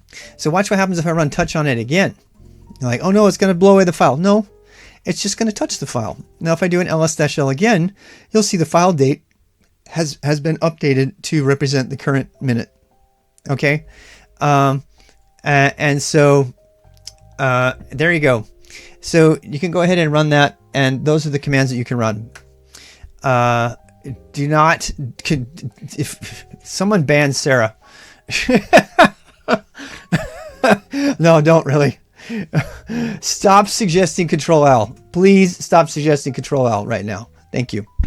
All right, so I know you're trying to help, but you're not. You're not helping right now. You're actually really hurting people. All right, so CD controls, again, don't use any commands except for Control D and Control C. Because, look, there's my Control L. Do I need to explain it further? It doesn't work for everybody, but you don't know why because you haven't understood it yet. So please don't suggest things until you know why you're doing it. All right, so... All right, so let's go ahead and now edit this file. So we're finally VIing the file, and we have 20 minutes left. So VI 8-ball, and we're going to go there. Now we're editing the file, VI space file. Okay, and it shows you have line 1. Depending on what version of VI you have here, you have the parentheses, and you have, I'm sorry, not the parentheses, these tildes over here, and these represent lines that don't exist. You may see something different, but down here you see the file that you're currently editing. It tells you what line you're on and what character you're on. That's different. And over here you have the position in the file. Okay, and the first position is actually the bytes and the character count. So they're different. Some characters like emojis actually take 4 or 5 bytes, or 3 or 4 bytes. They can take anywhere from 1 to 4 bytes, and so these numbers will be different. That's why the dash is there, just so you know. And the most important thing, though, is that if you try to navigate this thing, like I have no idea what to do, right? So the first thing you need to know, the first VI command, you can make a separate segment in your notes. And so the first command you're going to need for VI is I. I might cover the bottom. Sorry, guys. Can you see it over there? Yeah. All right. So then you push I, and you're going to go ahead and insert. See how this changes into insert down here? Okay. So the insert is going to tell you the mode that you have. So the main thing you have to understand about VI is it has 2 modes. This was a tool that was made to work on a terminal that didn't have any other screens and no mouse. So it operates in 2 modes. And I'll tell you right now, the better you are at VI, the more time you won't be in insert mode. The more time you'll be in what's called command mode. Command mode is when you're not inserting things. Okay. Now Vim has done some things to make it easier on you, and I am not going to, judge you right now for using the arrow keys and stuff like that. But ultimately, you want to learn to use home row. So now that I'm inserting, I can write some stuff. So if you want to have some fun with me, you can just type the shebang line bin bash, and you can type this code with me that actually does something. We won't talk about what the code does or why. We're just going to go ahead and type it.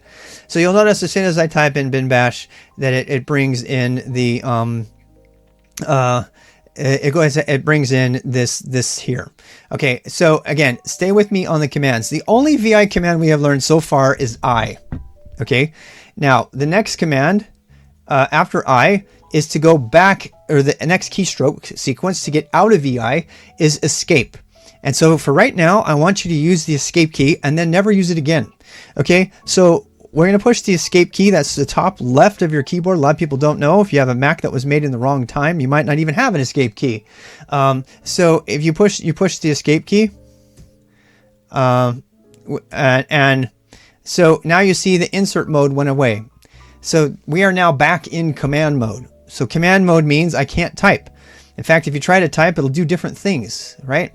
So don't go ahead and do that. Oh, do you not have numbers? If you don't have numbers, if you want to do something, you can set numbers if you want. So let's go ahead and do that. I have a lot of stuff by default that's turned on that I forgot. So we've done the I command. We've done escape. Let's have you go ahead and add numbers if you want to. So VI stands for visual mode, which is built on top of another editor called X.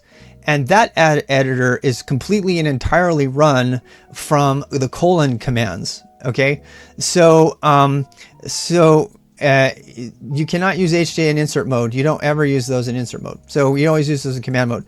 If you'll notice when you're in command mode, after you have more than one line or two, you can use J, K, H, and L to navigate back around. Okay, you can also use the arrow keys, unless you're me, and I've disabled my arrow keys. And I do not think you should learn arrow keys for now, but if you really need them, you just make your own decision. But I would really get used to using H for left, L for this direction, K to go down. Wait, did I got that right? J, whoops. Yeah, I can't go down. So J to go down and K to go up. Say, okay, that we're not going to talk about Emacs right now. So I think it's a fine editor for one computer. The end. So there's how you navigate. Okay, so how do you turn the numbers on? Let's use this X command. So we're going to learn another keystroke. This keystroke is the colon. So type the colon, and when you type a colon, that's shift colon, not semicolon. People type semicolon all the time instead of colon when I say that, so that's why I'm telling you. So type a colon, and then you can see down here in the bottom, we see that we've got this new command line, and this little sort of pseudo command line inside of VI is very powerful. This is called command line mode or X mode, as opposed to visual mode, which is what VI is, which is X was just a command line editor and VI is a terminal editor, if you really want to know the difference, which means that it uses the full visual ability of terminal. I know that sounds crazy, but because it's a terminal, but it's actually much more robust. So you can actually do all kinds of things with the colon command down here. We're not going to get into the weeds on that, other than to say that you can set variables and things down here. So if you want, we can try one right now. Somebody mentioned, so you can set let's do this. So set NU, and NU means line numbers. It's a short form of line numbers. In fact, if you type tab, it'll show you the whole thing. In fact, if you type tab, it'll show you lots of different things you can use. So good old tab to the rescue. So you can do set NU tab, and it'll say, oh, there's number. I can do that. So let's just NU as also. And when you do that, that will actually set your numbers. If you want to turn them off, you can do colon set no new, and it'll turn off the line numbers. So this is probably what you're seeing. So set and you turn it back on. All right, so I'm going to do everything I just did. I'm going to do it again. Okay, I'm going to do it again so you can understand this basic stuff. So the last thing we're going to need to learn is how to get out of VI. And people joke about this all the time. And you don't need to worry. Escape Shift ZZ. Only this, instead of using the escape key, I want to challenge you to do one thing for me. I want you to do Control left bracket. Okay, and I know that sounds really hard. Do Control left bracket. Don't do colon Q. Do not do colon Q. We're going to talk about that. Do Control left bracket. Okay, Control left bracket. That would be escape. And then do 2 capital Z's, ZZ, and that will exit and save your code. And that is the way you can learn it. Now, colon Q is an option, it's an alternative, but I don't want to burden you with options for alternatives to this. A top be great for, okay, I get to practice my band command. It's really kind of fun. So there you go. So now let's try all of those steps again. Okay, how do I escape? All I know is colon Q. Okay, so escape is colon left bracket and then Shift ZZ. That's 2 capital Z's will get you out of that. Now, if you're on a European keyboard, I'm interested to get the feedback. I've never had people. I've heard that European keyboards don't support Control left bracket. And so this is a good opportunity for us to talk about that as a community. I've been using Shift ZZ. I actually used to show a ZZ Top video at this point. WQ is completely different, and it's the same exact thing. ZZ is just faster to type. So if you want to use the 5 alternatives to Shift ZZ, that's fine. I just want you to know it exists. Okay. And so here we go. Yeah, no file name error. A lot of people get that. All right. So works on my QWERTY keyboard. All right. So we're going to do all those steps again. And I'm going to remove here. Let me teach you another command. Now be very careful with this shell command that we're about to learn. This one is RM, and you're going to get lots of people to tell you to type it to destroy your system, but you're going to know better because you're going to know how the command works, right? Yeah, they're the same. ZZ and WQ are the same equivalents. You'll see that I actually use :Q exclamation point to exit without saving, which we'll talk about later. I don't want to go too fast here, people. Okay, so the next we're going to try to do all of those steps that we just did again. So ls, I'm going to pretend like I don't have this file. So let's delete the file. How do you delete a file? RM. RM is how you delete a file. Okay, so we're going to do RM, and then we're going to do space and 8-ball, and I'm going to hit tab and then enter. You notice that there's no switches on there. There's no options. It's just basic RM space 8-ball. Okay. If, by the way, guys, if control and left bracket does not work for you, for whatever reason, if you're on a European keyboard, use the escape key. Okay. I don't like the escape key personally. It's the square bracket. Yep. It's definitely the square bracket. Yep. Control left square bracket. Forgetting when it's deleting files, so be careful. Yeah. This is very true. So now when I type ls, that file is gone. It's not in the trash. It's not someplace that I can recover. It's gone. It's like not even in the bit bucket. It's been obliterated. And technically, you know, an NSA or some sort of security agency could pull that thing out of your disk. But you know, yeah, I know. It's technically false. It's not really there. It just deleted the inode, and the file actual content is still there. I got you. Okay. I knew somebody was going to go there who wants to pretend that we need to hear that right now. Okay. So the file is still there. The data for the file is still there. But as far as the operating system is concerned, the file doesn't exist. But the security people out there, I will say the file does exist until it's overwritten by another file, and the disk memory space is reused. And you can actually recover files that have been recently deleted, but that is so in the weeds, I don't even know why I'm still talking about it. Okay, so I have 5 minutes to go through this thing. Again, we're going to talk about inodes, but not right now. Please, this is beginners. I know you guys are smart. I know. Okay, don't confuse people. All right, so we're back to the clear slate. All right. Yeah, we have nothing on our whole system. All right. I mean, nothing in this directory, I should say. ls is empty. ls dash it says nothing's there. Okay. And then what are we going to do? Now we're going to make a new file. So how do we do that? We're attack again, touch 8-ball. Okay. And now we ls, and we see we have a file there. Now we need to edit the file with vi space 8-ball. We know we can edit the file and that it can exist and that we're not in the wrong place because we just made an empty file with the touch command. So then we vi 8-ball, and now we have an open file and we have a line number there. You might not have a line number in yours, but we're going to do Vim configuration and all of that set up tomorrow. So if you want to get the fancy colors and all the cool stuff, I'll show you how to get that working on your system without really having to understand what it's all doing, but I will explain what it's doing so you don't have to be afraid of it. Somebody else might not and have you do bad things. So we're going to go ahead and write our first line. So what is the key to press to go into insert mode? What's the key to press to go into insert mode? For right now, the only key you can do A, but no, the one that we learned, I. Good. So I is the only key we've learned right now. There's like a half dozen ways to enter insert mode. Right now, all we care about is I. All right. So I, and now I'm down in here, I'm in insert mode, and I'm going to go ahead and I'm going to type my shebang line. Bin bash. Okay. So there's your bin bash, and then enter. I'm going to do another enter. And then I'm going to say echo and then put it in some double quotes. Welcome to the magic 8-ball. Okay. And then we could even do another one, echo. We're not going to delete this one, so go ahead.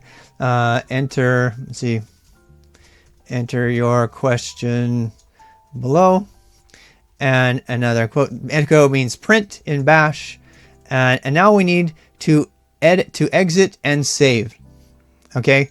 And we're not going to learn any other way to exit today except for exiting and saving. We're not going to learn how to bail without saving or any of that. We're just going to exit and save. How do you do it?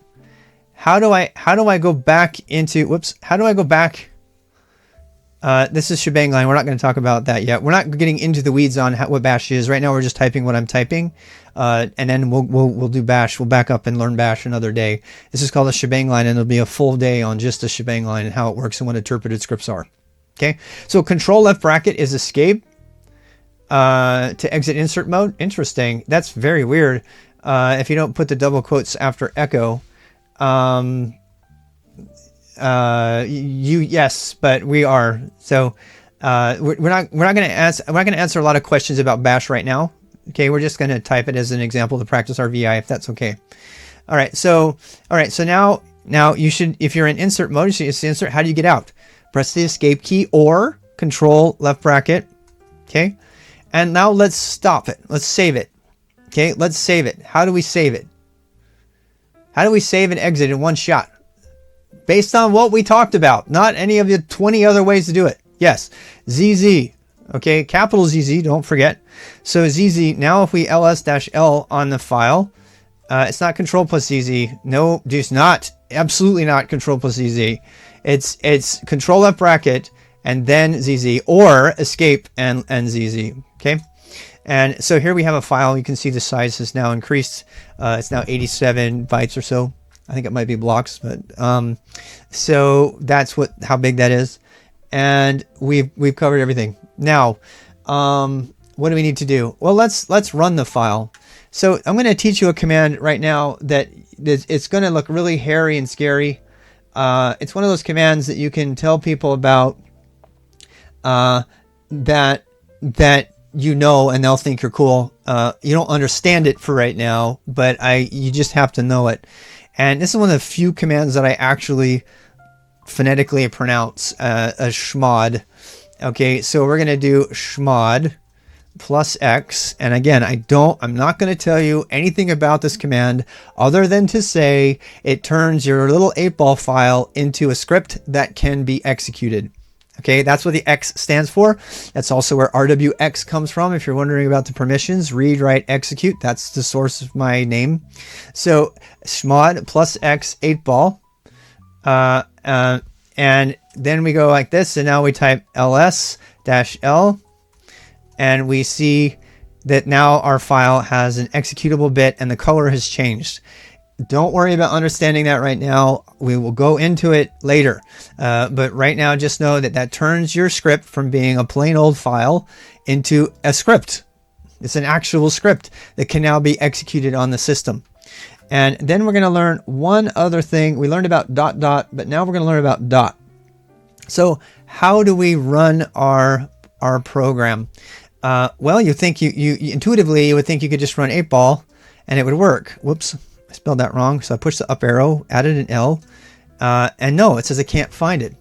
So for your protection, you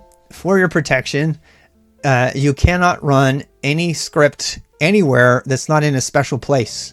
And we're not going to talk about that special place today. We're going to talk about it tomorrow. It's called the path. But for right now, if you want to bypass that and tell your computer, no, I trust this file, I want to run it right here. This is also an answer to another over-the-wire challenge. So if you want to run this file right here, right in front of me, do this. We're going to do ./8ball, and then this will be the end, and we'll take our break. Okay, so if you do ./8ball, you can now see your script, and it should run. I'm going to take my break. When I come back, we're going to be showing you a little bit more about this and how to set up GitLab. Again, these segments are based on the understanding that you've done a lot of prep and practice outside of this time. The 40 minutes that we do to set up GitHub and GitLab are going to go very quickly. And I imagine if you try to follow along and haven't already done some prep, you're going to be confused. So I'm going to scream through it, and then you can always back up the video a little bit later. But I won't be looking at the chat nearly as much. So I'll be right back in 10 minutes, or at 12:10. I'm sorry, 1:10. So AFK until. So you guys in the chat, please help anybody who's trying to catch up. AFK until 1:10. Alrighty, catch you a bit.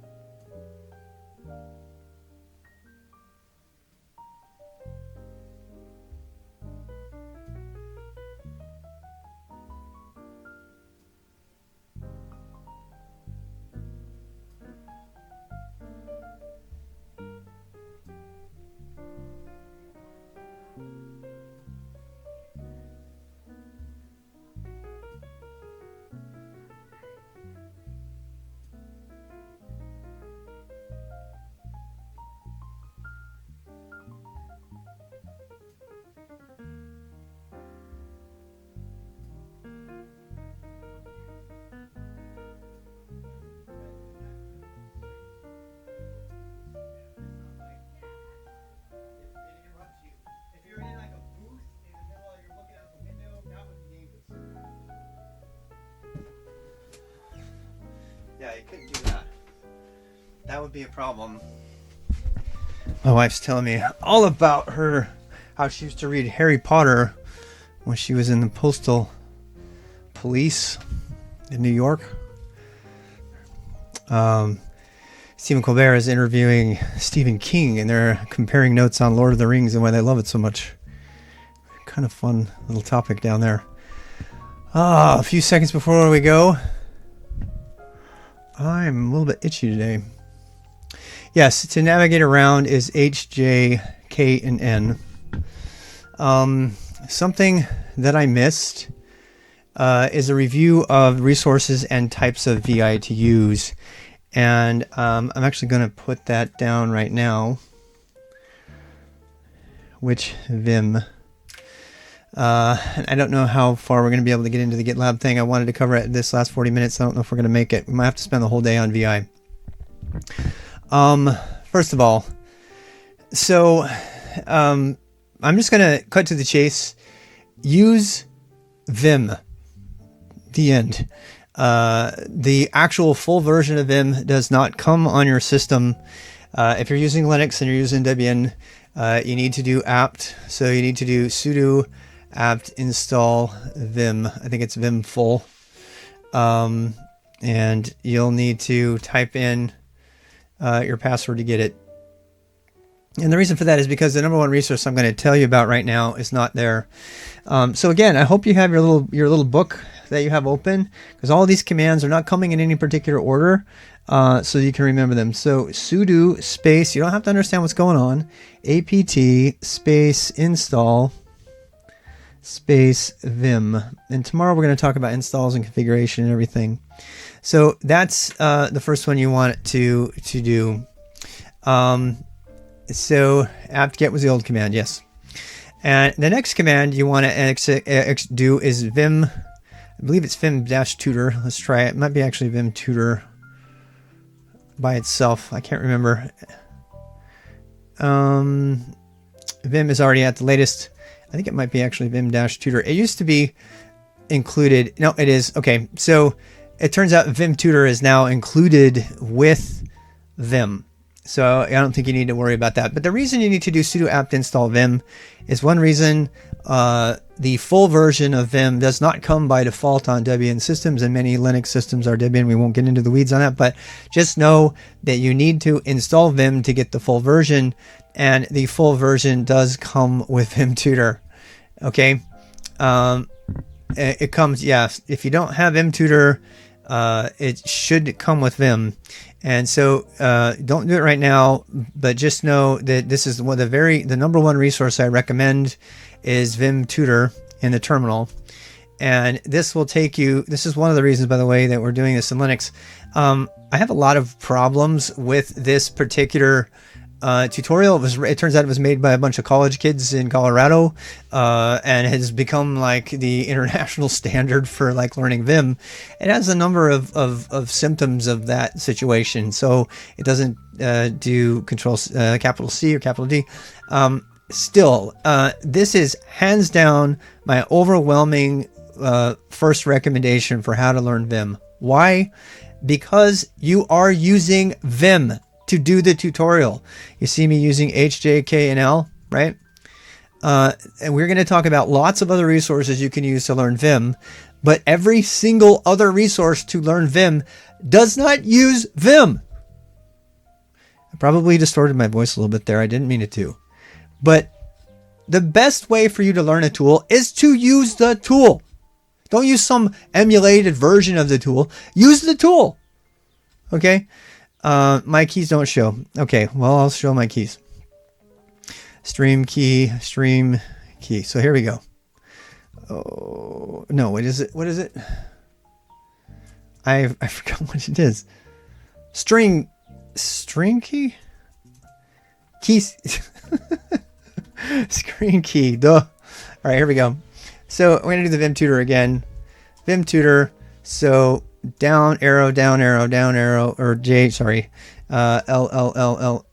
Oops, there's nothing there to go on. And then J to go down.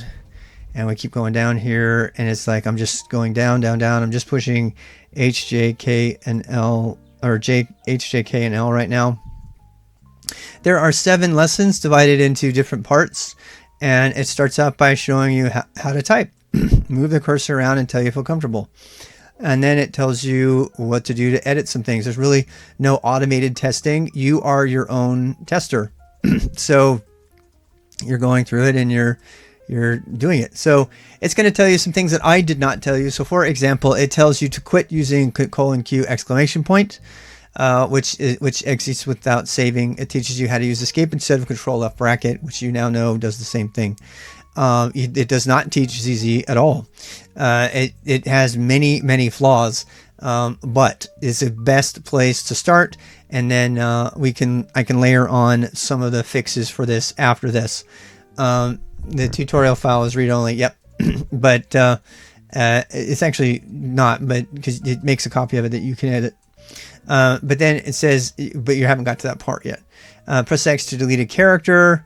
It's going to take you through the whole thing. So I can tell you from experience that I've sent like over 100 people through the vim-tutor, and every one of them has come out a relatively powerful Vim user at the end.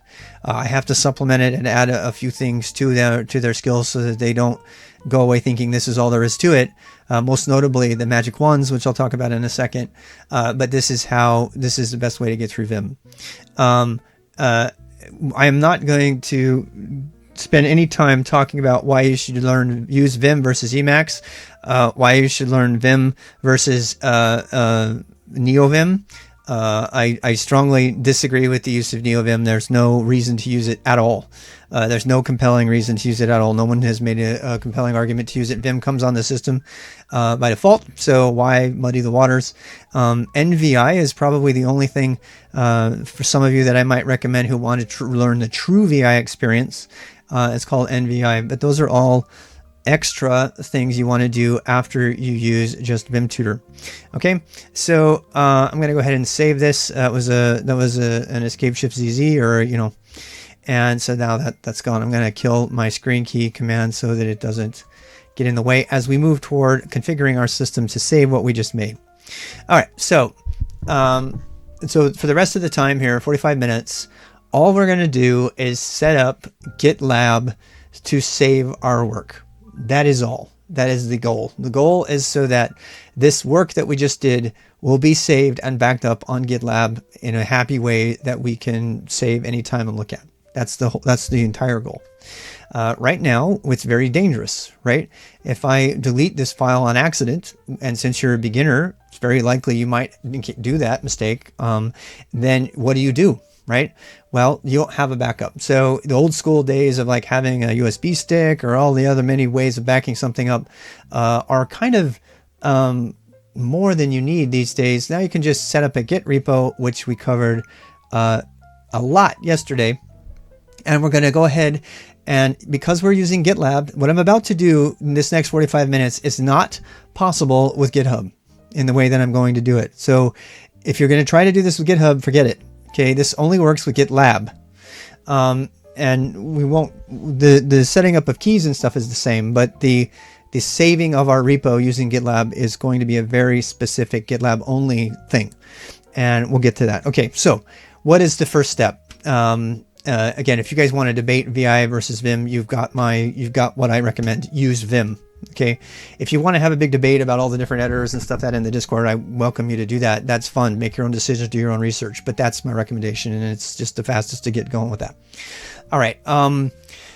So I forgot to go through the resources. I'm going to just list them really quickly. So after you finish the Vim tutor, all right, there's a website called OpenVim, which is really good. That's the next one I recommend. There's actually another website called Vim Genius. The guy is really great. It's more of a flashcardy way of going through it to practice your commands. Neither of these use actual Vim. They both try to emulate it. And so right here you have Learn Progressively, which is really cool. But it also still does not teach you the magic wands. I'm not going to teach you the magic wands right here. I just want you to study them. And I do have a link to them right here. It says, so after you finish Vim Tutor, your next thing to do is to learn the magic wands. They are not covered anywhere in any tutorial, and they are the most powerful, most important part of Vim you will ever learn. And yet nobody covers it, and it really triggers me. Make absolutely sure that you learn the magic wands before you can clear your beginner. In fact, I call them the magic wands. I made that word up because I want it to start to enter our mental consciousness in the Vim world, because it needs to be a mainstream thing that's taught from the beginning. Here's what magic wands are. Okay, so magic wands are the pneumatic device for the exclamation point, and it basically allows you to run shell commands from within VI. People were asking me why VI over Nano.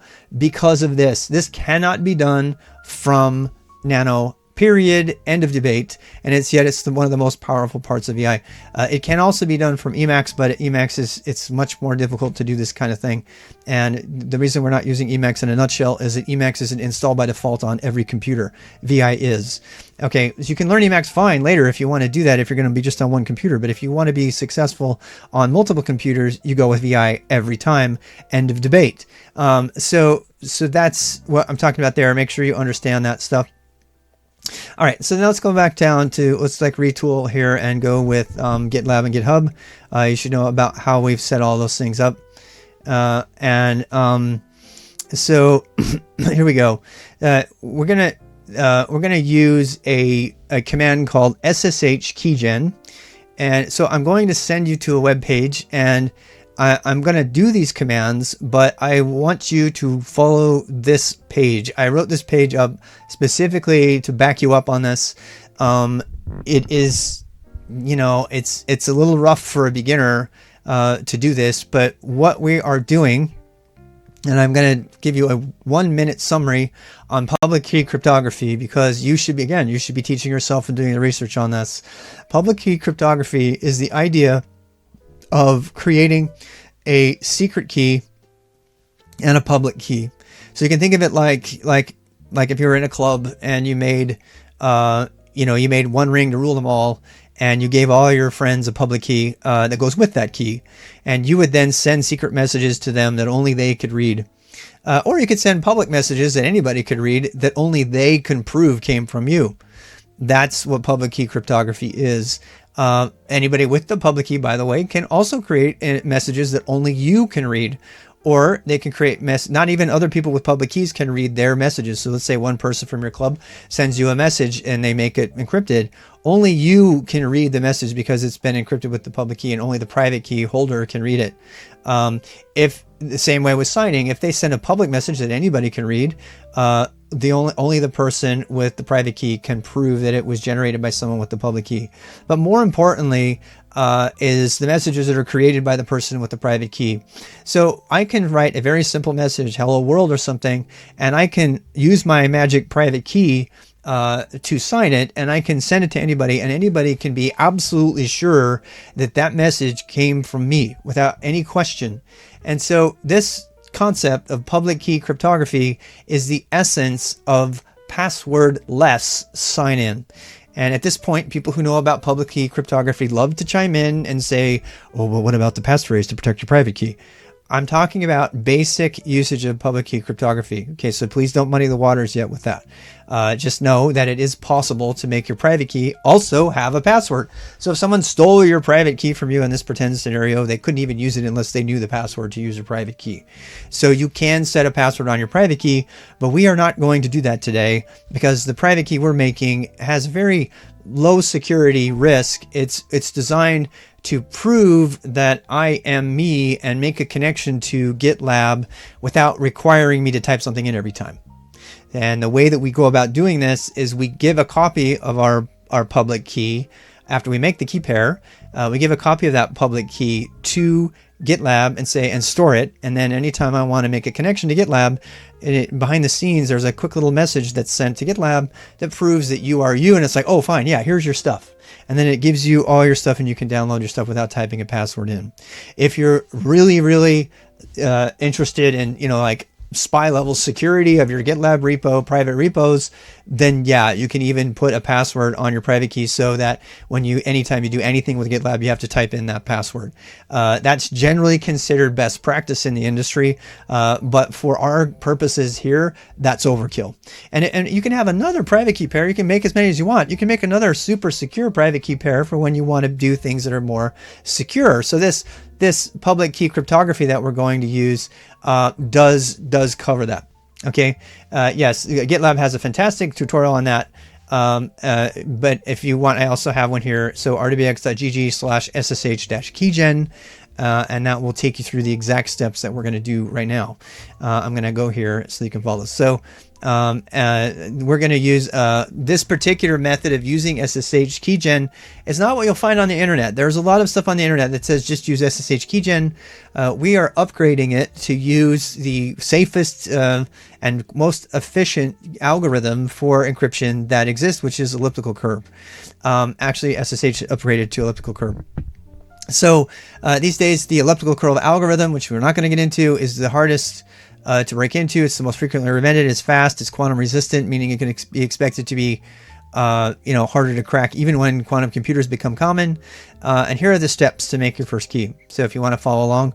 So the first command is, I'm not even going to type them. I'm just going to let you do it. So the first command is ssh-keygen. And by the way, this is not a space. It is not uncommon for commands themselves to have dashes in them in Unix. Some people hate that that's a thing. It just is. Okay, so in this case, very commonly when I teach this, people will put a space right here. There's no space. Okay, ssh-keygen space -t, which stands for what type of one key do you want, and then ED25519. And you don't need to memorize that. You can look it up later. But that's it, ED25919. And then you should see something like this: generated public key pair, enter file in which to save the key. Now, at this point, we're going to be entering a bunch of blanks. We're not going to enter any information. If you wanted to change where your key was being stored, you could do that. Bad idea. Just use the default, which is .ssh. This is a hidden directory. That's what the dot's about, inside of your home directory. Okay, so that's where we're going to save it by default. We press enter, we press the return enter key to move on. Ask you for your passphrase. Here's the point where you can just enter nothing to type a passphrase, or you can put a passphrase in if you want to type it every single time you use Git. So just make that decision. It does not matter what directory you're in. No, you can execute the ssh-keygen command from anywhere on the system. If that's okay. So press enter the passphrase. It will actually find it and it'll put it in the right place for you. That's a good question. So enter the same passphrase again, and then we're going to go down some more, and you'll get a bunch of this stuff out, and it'll print the key fingerprints. You don't need to remember any of this stuff.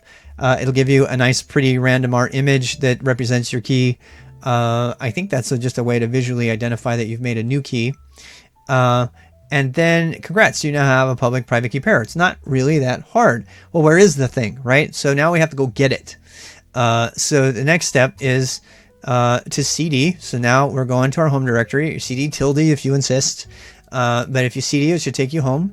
And then you can use cat. Cat is a new command for you, right? So cat, add that to your list of commands. I'm adding it to my list here so I can cover which order we're going through them in. What does cat do? Cat just concatenates or spits out the content of the file. So it just dumps it out. And then, strictly speaking, it sends it to the standard output. If you want to be fancy and you have xclip installed and you know what this is about, you can actually load the content of the key into your clip buffer, so you can just paste it. All right, if you want to be fancy. This is a tool called xclip, which does copying and pasting without using your mouse at all. And so never ever give out your private key. Yeah, there's actually a huge thing down here that says here. So here it says right here, be really careful not to display your private key to anyone. No one needs it but you. Make sure you're dealing with .pub. Okay. It's not uncommon for people to cat their private keys to a stream, or to show people or to send them the wrong key. No, you want it. There's two keys in there. The one that you want is .pub. Okay. So be really, really, really careful that you don't give your private key away. If somebody has your private key, they own everything you use with that key, literally own it. And you don't want somebody to go in there and destroy everything in your private repo and wake up one day with no backup. Okay, now this is why you should have a copy of your repos locally at all times. Okay, so .pub means public. That means there's no problem. Here is a public key that I made recently. Okay, nope, not that. So you guys see here that this public key this number here is the key. It's using I believe this is base 64 encoding, which is the key is binary, and so this is the key represented in an encoding called hex. I think this has been hex. No, this isn't been hex. This is base 64. So it's a base 64 encoding. You'll learn all about that if you do Pico CTF, by the way. You'll learn what encoding is. And it's not random. No, it's using an algorithm, but the algorithm is resistant to guessing. So it's essentially random, but yeah. So, you're talking about this number here? No, this number here. Good. Thank you for bringing that up. This identifier here, if you did it wrong, it'll be RSA. And this is the name of the algorithm that was used to generate your key. Okay, so in this case, we have ed25519 because we did -t ed25509. That's why that's there, and that's it over here. Be very careful. We're about to copy and paste your key because the next step is to save this key on GitLab. Now, the key is right here, and the most common error people have here is they do this.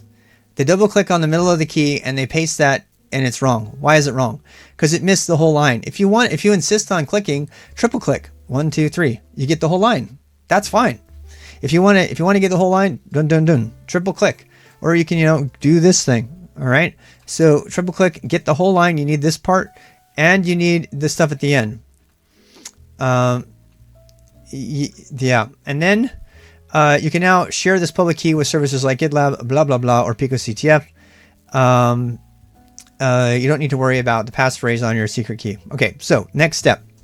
Now that you have your key, you can go add this key to GitLab. Okay, and the way you do that is you go log into GitLab.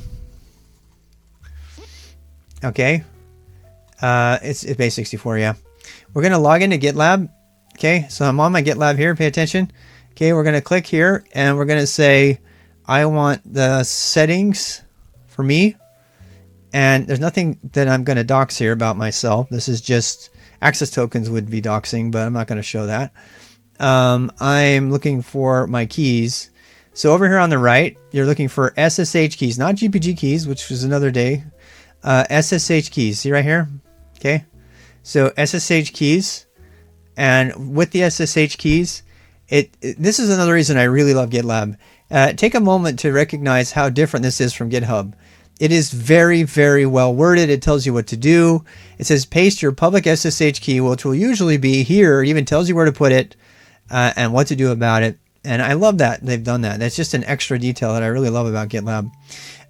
So then we come back here and then you paste it, and you'll see if you scroll down, you'll see here it actually put this stuff in here automatically, and it has an add key right here. Now I'm not going to add a key because just not going to right now. If you click on add a key, and then that will add your key to your system. All right, so once you've done that, I'm going to proceed quickly to the next thing. Pause if you need to. The expiration, you don't need it. You don't need any expiration. You don't need that. It's more likely that you're going to go add an expiration of your own later. Yeah. So okay. Now, in order to check it, so we're done with GitLab. Go ahead and save that. Now we're going to check and see if it works. And I call this a GitLab ping or a GitHub ping. We're going to try to connect with SSH, which is a command to add to your list. We're not going to go deeply into what SSH is right now. We're just going to use it to test GitLab and make sure our key works. Okay. And so here we go, SSH, and then we do, we're going to do SSH, and then we're going to do git at gitlab.com. That's it. And you'll see if it worked correctly, it'll tell you, it'll welcome you, and it'll say get lost. Okay. And what that means is that you've been authenticated properly. That means that you are now ready to work with GitLab from the command line. And that's all you needed to know. A lot of people who I've talked to who know about GitLab don't know about this simple little test. It's very, very useful way to see if everything is working as it should. It does not test the next thing we're going to do, however. And again, I'm going fast because I know you can pause. Okay. If the authenticity cannot be established, say yes to that. Okay. That's prevent man in the middle of attacks. And we're not in a position to talk about what that means. Other than to say if you're reasonably confident that the GitLab you're connecting to is the actual GitLab, then type yes to that. If you think you're in a hostile environment and someone's attacking you, you maybe not want to type yes to that. As long as the IP looks good to you and you can validate it, you can type yes. That's actually one of the flaws. But press enter to authenticate or type yes. Okay. You should not be. Yeah. So that's it's not giving me that because I already did mine. So once you get this set up, then the next step is for you to configure the Git application on your computer.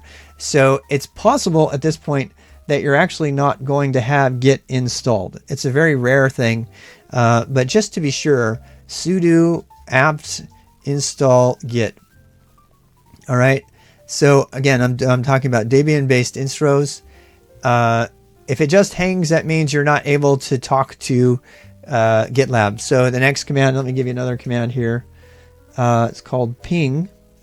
So ping gitlab.com. All right. If you just checks your connection to see if you can connect. Yeah, some have, a lot of them have Git pre-installed. Most should. But if you need to check whether you even have a connection to GitLab, you can type ping. Okay, ping will check whether that exists. And if you don't have that working, something's wrong with your network.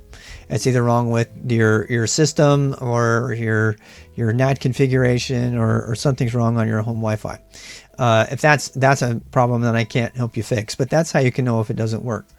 All right. So, or DNS. Yep. Yeah, it could be DNS. But there's lots of possibilities there. Go to the Discord and get help there if you can't do that.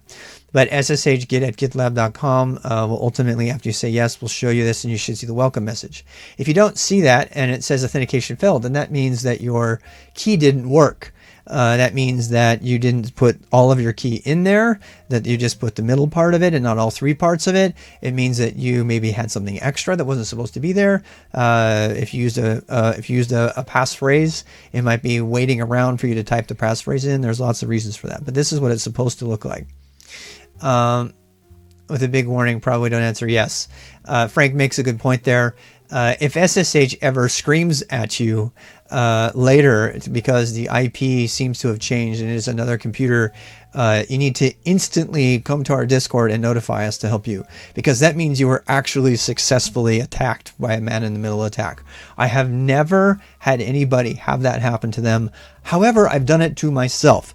I've actually used the same IP on my home network and changed it out and made another computer with the same exact IP, and all of a sudden my SSH stopped working to that computer because it thought that I was being attacked by a man in the middle. In other words, somebody had taken my computer and pretended to be another computer. So that is the only time I have ever actually incurred that. It's a very, very rare thing. I have never experienced that in the wild at all. It was a little scary, by the way, because I didn't know what happened there. Let's see if you want. I don't know what to tell you about that. Okay, so the next thing, so the last step for configuring Git, we're doing pretty well on time, but we're kind of close, is you need to set your username and your password for your Git config. So assuming you have Git installed, which you should have, and if you don't have it installed, sudo, what do we do? apt install Git, right? So you got Git. If you want to check whether you have Git or not, type which Git, and that'll tell you with Git. You can type git-version if you want to, which is another command I haven't taught you yet, so let's put that there. Which just shows you which command is on the system. And if it says nothing, then you know it's not there.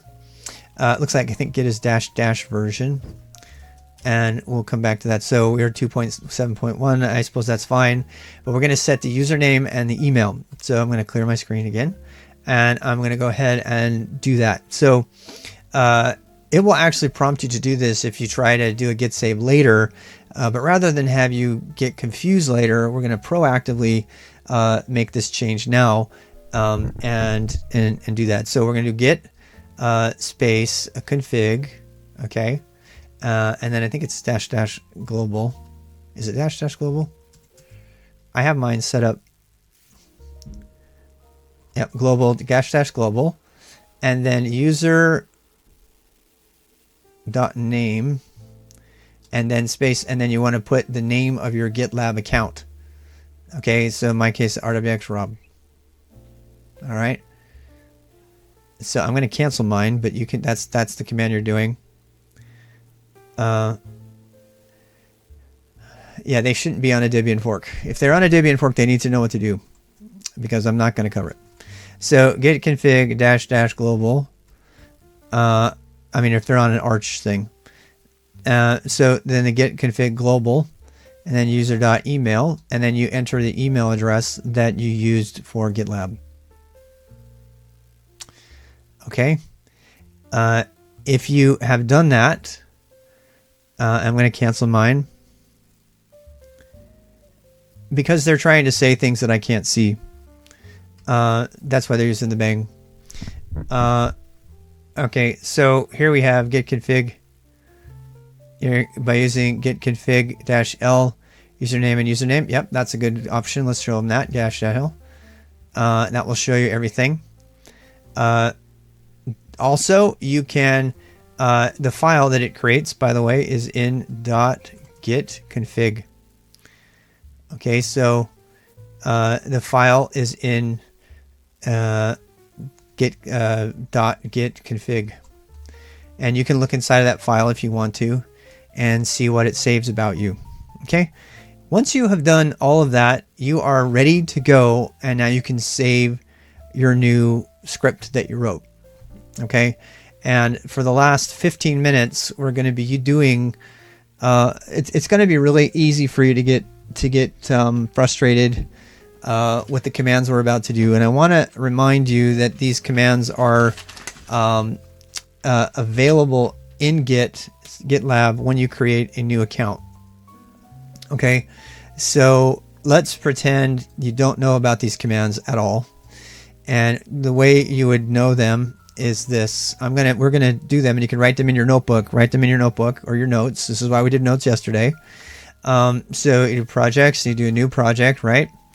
But if you want a copy of the commands and you want to know where they all are and you don't have the notes, you can go ahead and create this. We're not going to do this, by the way. Don't do this. I'm just showing you where you can find the notes. So if you click on create project for a private project, okay, fine. Anything for right now. All right. And the notes are, so here's an empty project, right? You remember this from yesterday, maybe. There's a reminder about the commands to type, which, by the way, GitHub doesn't give you. And here are the commands to clone a repo. We're not going to do that. We're actually going to do this. We've already done touch. We already have a file. And then we're going to do these 3 commands to add everything. But we're going to do our variation on these commands. Okay, so here is what we're going to do to push an existing folder. This is what we're going to do because we already made a folder for everything in the right spot. And when we do this, it will automatically add a new Git repo. Okay, so this is where you go to look for this if you want to do it. If you want to take a moment, actually I can send you these commands, and we're going to write them out right now. I don't want you to have my commands, so I want you to write your own commands. So please get ready for that. Okay, so and I want to configure for GitLab. All right, so we talked all about that yesterday. So you should not need that right now. Okay, so CD, it kind of is. Yep. So we're going to go into the repos, and now we're going to go into our GitLab account, a GitLab directory, and then I'm going to go into the 8-ball program. Now, here's how you know. Let me give you a little secret here. Here's how you know it's not a Git repo already. ls.git. Okay, if you can configure multiple accounts on the same GitLab from the directory. All of them will work though. Your information can be saved. You can have a git config in each directory if you want, but that's outside of the scope of what we're going to do here. So if you see that there is no, you can see there's files here, right? -A, by the way, there's a new option on the ls. ls-a shows you everything, including anything that might be hidden. Okay, so that's everything. It shows you all the files. Now, here's the thing with the files. So you see there's no .git directory in here. If you want to tell whether a folder is already a Git repo, that's all a Git repo is. A Git repo is just a directory or a folder, whatever you want to call it. That's what they are. And so what are we doing? We're going to turn this directory into a Git repo. And to do that, we have to initialize it, and then we have to add the stuff, and then we have to commit it all, and then we have to push it up. That's the steps. Okay, so and if you want to do this stuff from the Git, you can, but we're going to do we're going to create a new repo entirely from the command line because we already have a directory all set up. Here we are, and we're going to do this. All right, so here we go. So the first step is git init. All right. And when you do git init, that actually adds the .git directory. Okay. Again, I'm going to go back to the resources here, git init. Okay. The next step is, this is a little bit confusing. Okay. And it's kind of hard to remember this particular line because it does change on every system. Okay. So I'm going to do git. I'm just going to type so I don't get it wrong. I don't want to confuse you. Git remote add origin. Okay. Now this is a big long command that says, all right, I've got this localized Git repo. Now I want to point it to someplace else. All right. In terms of being able to synchronize it. And so then we're going to type the address. Now this is something you almost always have to look up, but you can just type this git. You should probably memorize it. So write it down, git@gitlab.com, colon, people miss that all the time. They put a slash instead. And I want to put this in the RWX Rob group. Okay. And I want to call it 8-ball. Same thing as my directory name. Now you're supposed to put .git at the end, but nobody's ever cared about that. So you don't have to do that. Okay. So you can go ahead and put that. So there it is again, git remote add origin, git@gitlab.com, colon, RWXrob /8ball. That is the name and path of where it's going to go. If it were doing GitHub, it would be GitHub instead of GitLab. So then we would do enter. Not quite yet. Not git status. Yes, you can do git status. There's actually much better ways to check whether it's already a directory, but we're not going to talk about that. That's just like locally, you want to know there's a git directory in there. And actually, I have a command for that. I can show you guys the checks, even if you're in a subdirectory. All right. So now we've said, okay, I initialized this Git repo, so now it's a Git repo. Awesome. And then I'm telling Git that, hey, this actually belongs to someplace else that's going to be the main master. That's going to be the main place to put it. The main source, the origin for it. That's where I want to go if I want to get a copy from now on, even though this is the only one that exists right now. And then we have to add all the files to it. So that's like git add dot, and dot means this directory right here. Some people use $A. Just use add dot. That will add the whole directory. But I don't even think git status will tell you whether it involves everything. And it says, hey, I got a new file there. Okay. So at this point you can do a git status just to see what's going on. It says it's got some stuff to add, but it hasn't committed it yet. Now, this is where people start to break down. They're like, well, what's this commit stuff? A commit is a way to kind of put a checkpoint in what is being saved. Okay. It doesn't synchronize anything yet. All it does is put a checkpoint and a comment about everything you did since the last time you made a change. So this is the part of the version management we're talking about. So we're going to do git save, git commit -m. Yeah, it's like a confirmation. I suggest strongly that you always put -m. Because if you don't, it's going to throw you into the editor, which is probably going to be VI or Nano, and it's going to force you to put a commit message. So just always remember to do commit -m. And so you do commit -m, and then I'm going to do quotes for safety, and I'm going to say initial commit. Okay, and then I push enter, and that does some stuff, and it tells you the commit. If you want to see how your status has changed, you can do git status, and you see now, wow, okay, everything's been committed. Hunky dory, we're great. Hunky dory, I actually said that. But the problem we have now is you're not done. Yeah, like right now you've got your stuff committed, and as far as your local Git repo is concerned, everything is caught up, but the one up on GitLab has not been updated yet. Okay, and that's bad, right? You want the one on Git. In fact, the one on GitLab doesn't even exist yet.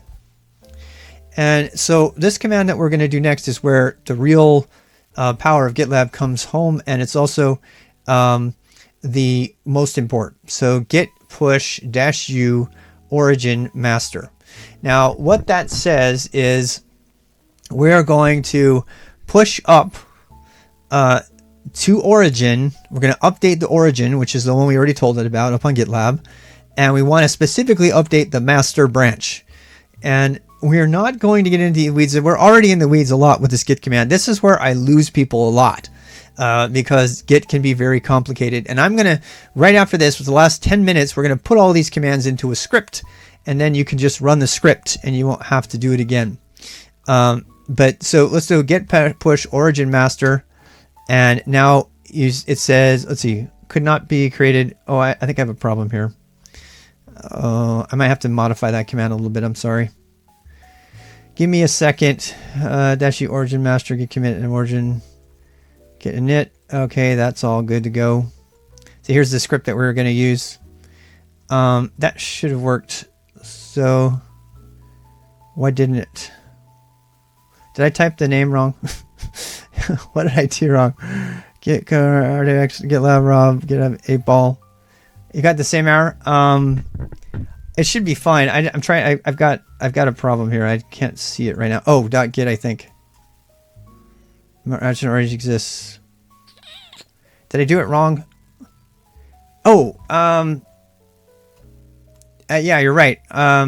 Let's try that. Let's do my actual account. That one I know exists. So let's do that.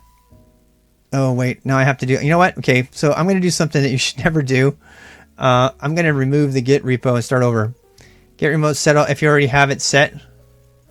I think I might have screwed up the origin. What do you guys think?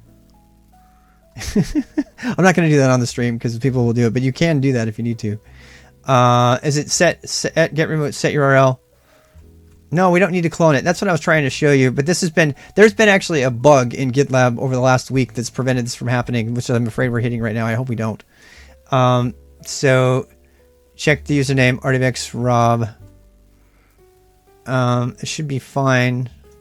So let me see, git, I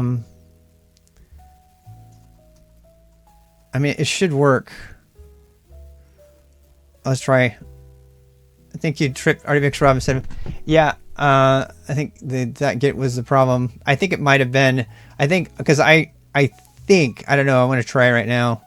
So git config -a. This is why I have a script for this. So wait, that's just lists. So GitLab instead of GitHub, remote origin 8ball.git. All right, so I think we should be fine. Did it work for you? Thank God.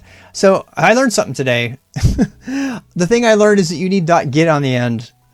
All right, I have been getting rid of the .git on the end for a very long time, and it sounds like you need to have that on there. So then the last command is git push -u origin master, and there it goes. Yay, this is what I wanted. Wow, I just learned something, people. I just seriously learned something. You cannot omit the .git at the end. Okay, so there you go. That worked after a little panic there for a second. Data disciple, it stands for update. So this is good because we're going to talk about how to fix if you make a mistake. So I made a mistake. The mistake I made was that I put rwx/8ball instead of 8ball.git. So this is the command. Thank you, Og, for showing us. This is the command to save yourself if you entered this big long thing incorrectly. And then you can change your origin to git remote set URL origin. I know that's hairy. Please make sure you write these down. I have them in a script, which is why they're not on the tip of my tongue, which is probably why I need to start doing them all the time. So then you do git at gitlab.com, 8ball.git. And when you do that, the next command after that is update, and that means if necessary, update the origin to the master, and the master is the master branch. This is the step of Git that I lose people on.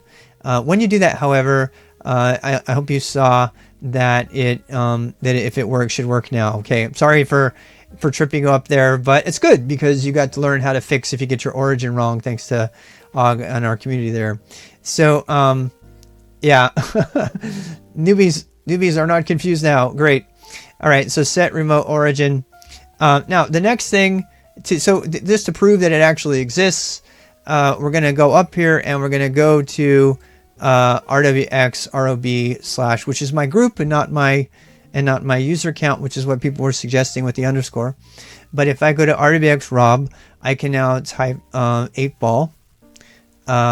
and you should see the 8 ball. Okay, so there's my 8 ball program, and it's saved. And then the only thing that we need to do next is to actually change it. And so, all right, if you got that to work, now let's actually make a change. Okay, so the last thing you want to do is make a change. So we're going to make a change to the 8 ball, and from here we're going to do some stuff. We're going to say echo to do just something silly, right? So I'm changing my file very quickly using VI. I added a line there, and I told you all that the commands, you can practice those. And now we made a change. Well, how do we know we've made a change, and how do we check whether our change has been saved? So we do git status, and it shows that we have a modified file in red. Ooh, we better fix that. It tells us what to do and everything. And we're going to go ahead and change that. So now we need to git commit. And then because it's a file that's been modified, we don't have to add it again. If we had added a new file, let's do that. So touch some new file. If we do a git status now, you'll see that there's another file here, and it tells us what to do. So I need to do git add dot, and that'll add all the new files. Git status will now show that I have 2 files, a new one and another one, but it's ready to be committed. How do I do that? So git commit -m. It's like a new file sample, and then I enter that, and now it's been committed, and now a git status will show that it's been saved, and now it's ready to be pushed. And this is where people miss the step, and this is why I put it into a script, because all of this is it might be good for you to not have it in a script right now so you can get used to what it's doing. In fact, as you can see, I'm out of practice because I've been using my script so much, so I may not. In fact, I've just decided I'm not going to teach you the script today. I'm going to teach you just how to figure out how to save things to Git and practice doing this. So the last step is the git push. So git push, and you shouldn't need the extra -u anymore. You should just be able to do git push by itself, and that will push up the changes. And you should see, if you refresh, you should see the changes up on GitLab. There you go. Okay. Yeah. So there you go.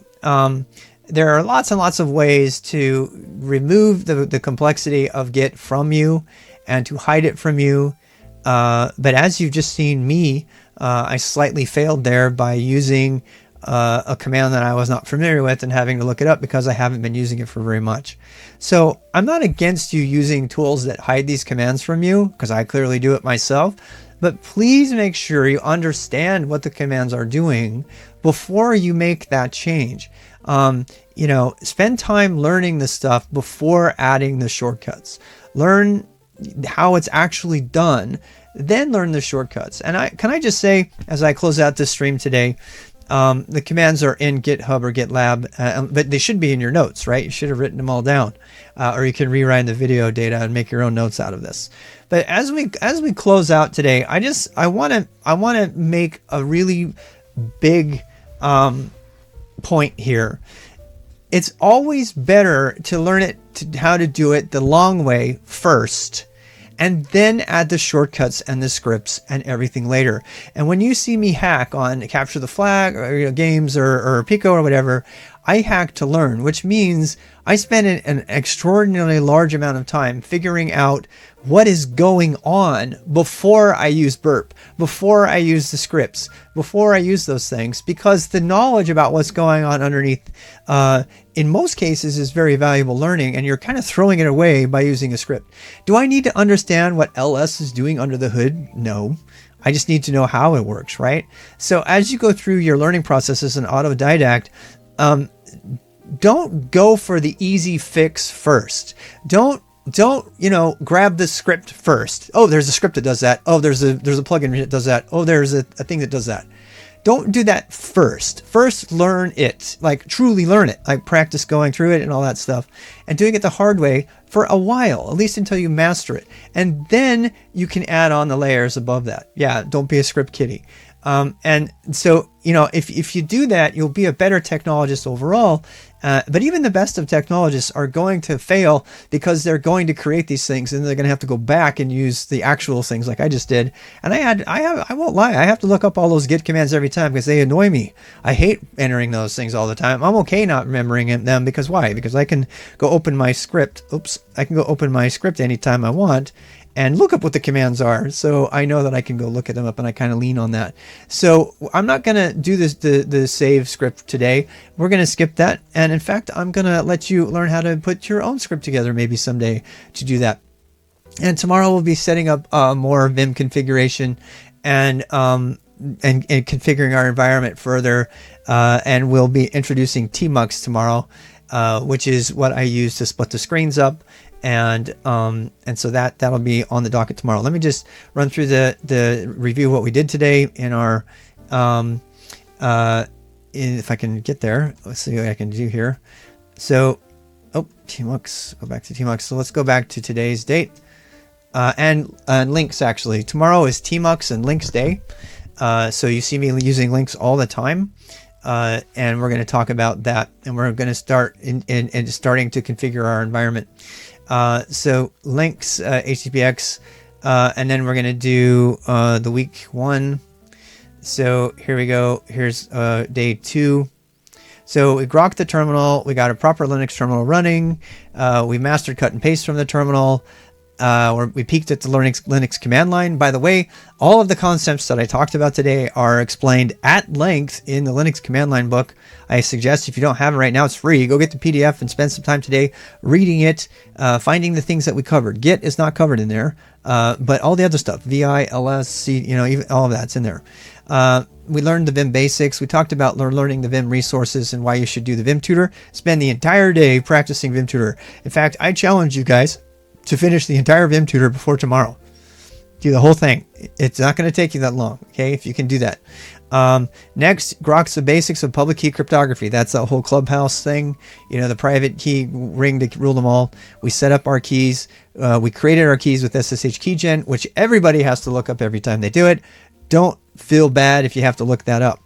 Just know it exists. Half of the battle here is knowing what exists so you can go look it up. Some people can't even do it because they don't know how to look it up. Configure GitLab for the command line. We did that. We didn't do any GitHub. Let me give you a challenge. Add your key that you just did to GitHub. Maybe try to make a repo on GitHub just like we did with GitLab. How is it different? Right?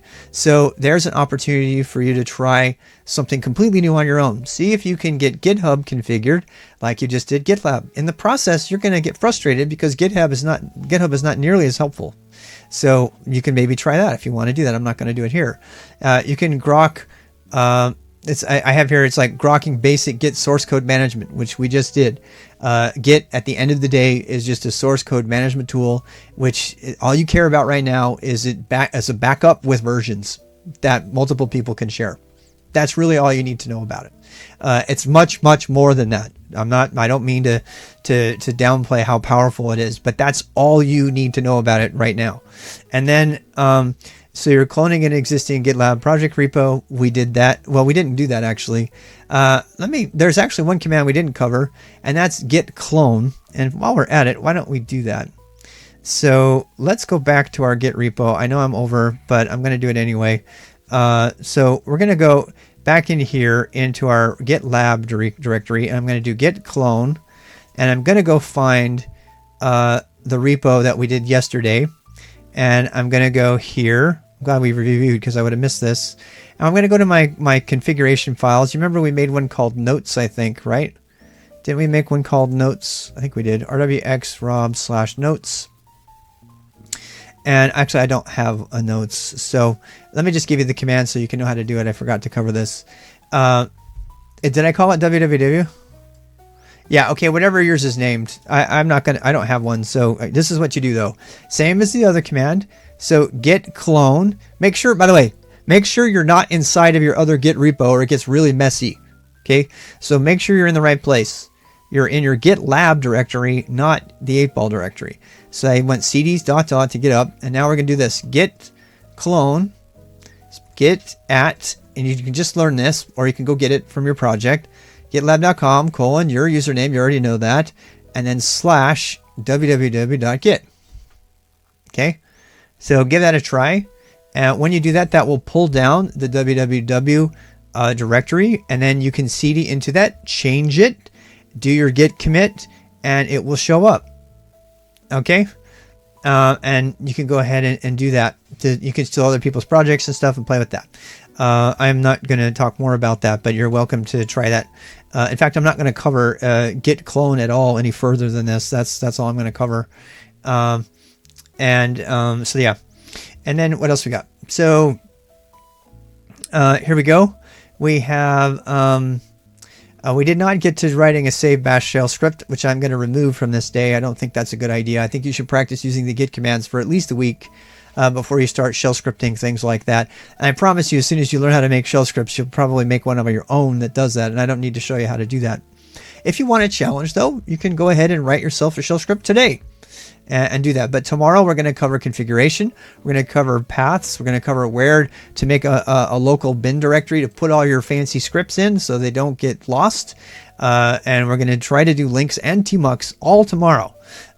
So there's a lot on tap tomorrow. All right. That's all I have for today. I'm going to go ahead and end. You'll see me online again tonight. Hopefully not just like streaming randomly. But lots of stuff to cover there, and there's lots of people that can help you. Yeah, and then so we're going to be doing a lot of writing. I'm going to be assuming that you're using Vim, and assuming you're using a terminal from now on. And if anybody has anybody they'd like to raid, please let me know. Otherwise, I'm going to go ahead and stop and move on. I will be online tonight doing a bunch of editing, but I'll be ignoring everybody as usual. But if you want to come by and just hang out and listen to music, that's fine. Any ideas about who we should raid? Optional? You want to raid him again? Okay. Oh, who's Kip Voga? Is Kip Voga somebody to raid? I mean, I like raiding everybody randomly. Adam's got lots of raiding. T-Sodding's got everybody. We've had multiple votes for optional, so we're gonna go ahead and raid optional. All right, so here we go. Twitch. Is it optional CTF? Optional. Oh, wow, nice. Optional CTF. All right.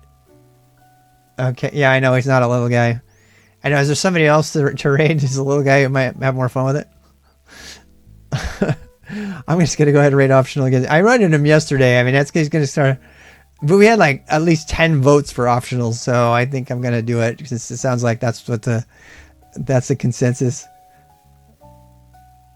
Yeah, okay, do you guys have any... We can try T-Sodding. I haven't rated him in a while. Let me do him. Raids. Is Zero Theory on? Zero Theory's not on right now, or I would raid him.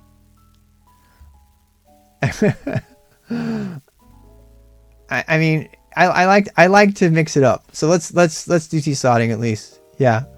All right, and then we'll do optional another day. Okay, people. Whoops, I didn't do the raid thing. Raid. All right, so make sure the raid went through. Did the raid go through? And again, tonight, within the next 4 or 5 hours, you should be able to see. He has been streaming. Thanks. Within the next 4 or 5 hours, you'll see day 2 up on YouTube. Yeah. You can make a very strategic if you want. There's as you guys can tell, there's a lot of places to stream. And if you want to stream about any of this content, just even if you're just going through talking about how you're learning it and practicing things, I'm happy to list you in my streamer's guide. Otherwise, I'm going to go off for today. I'm going to go do my yoga and go outside. It's pretty nice before it rains. It's been great having you guys. All right. Take care.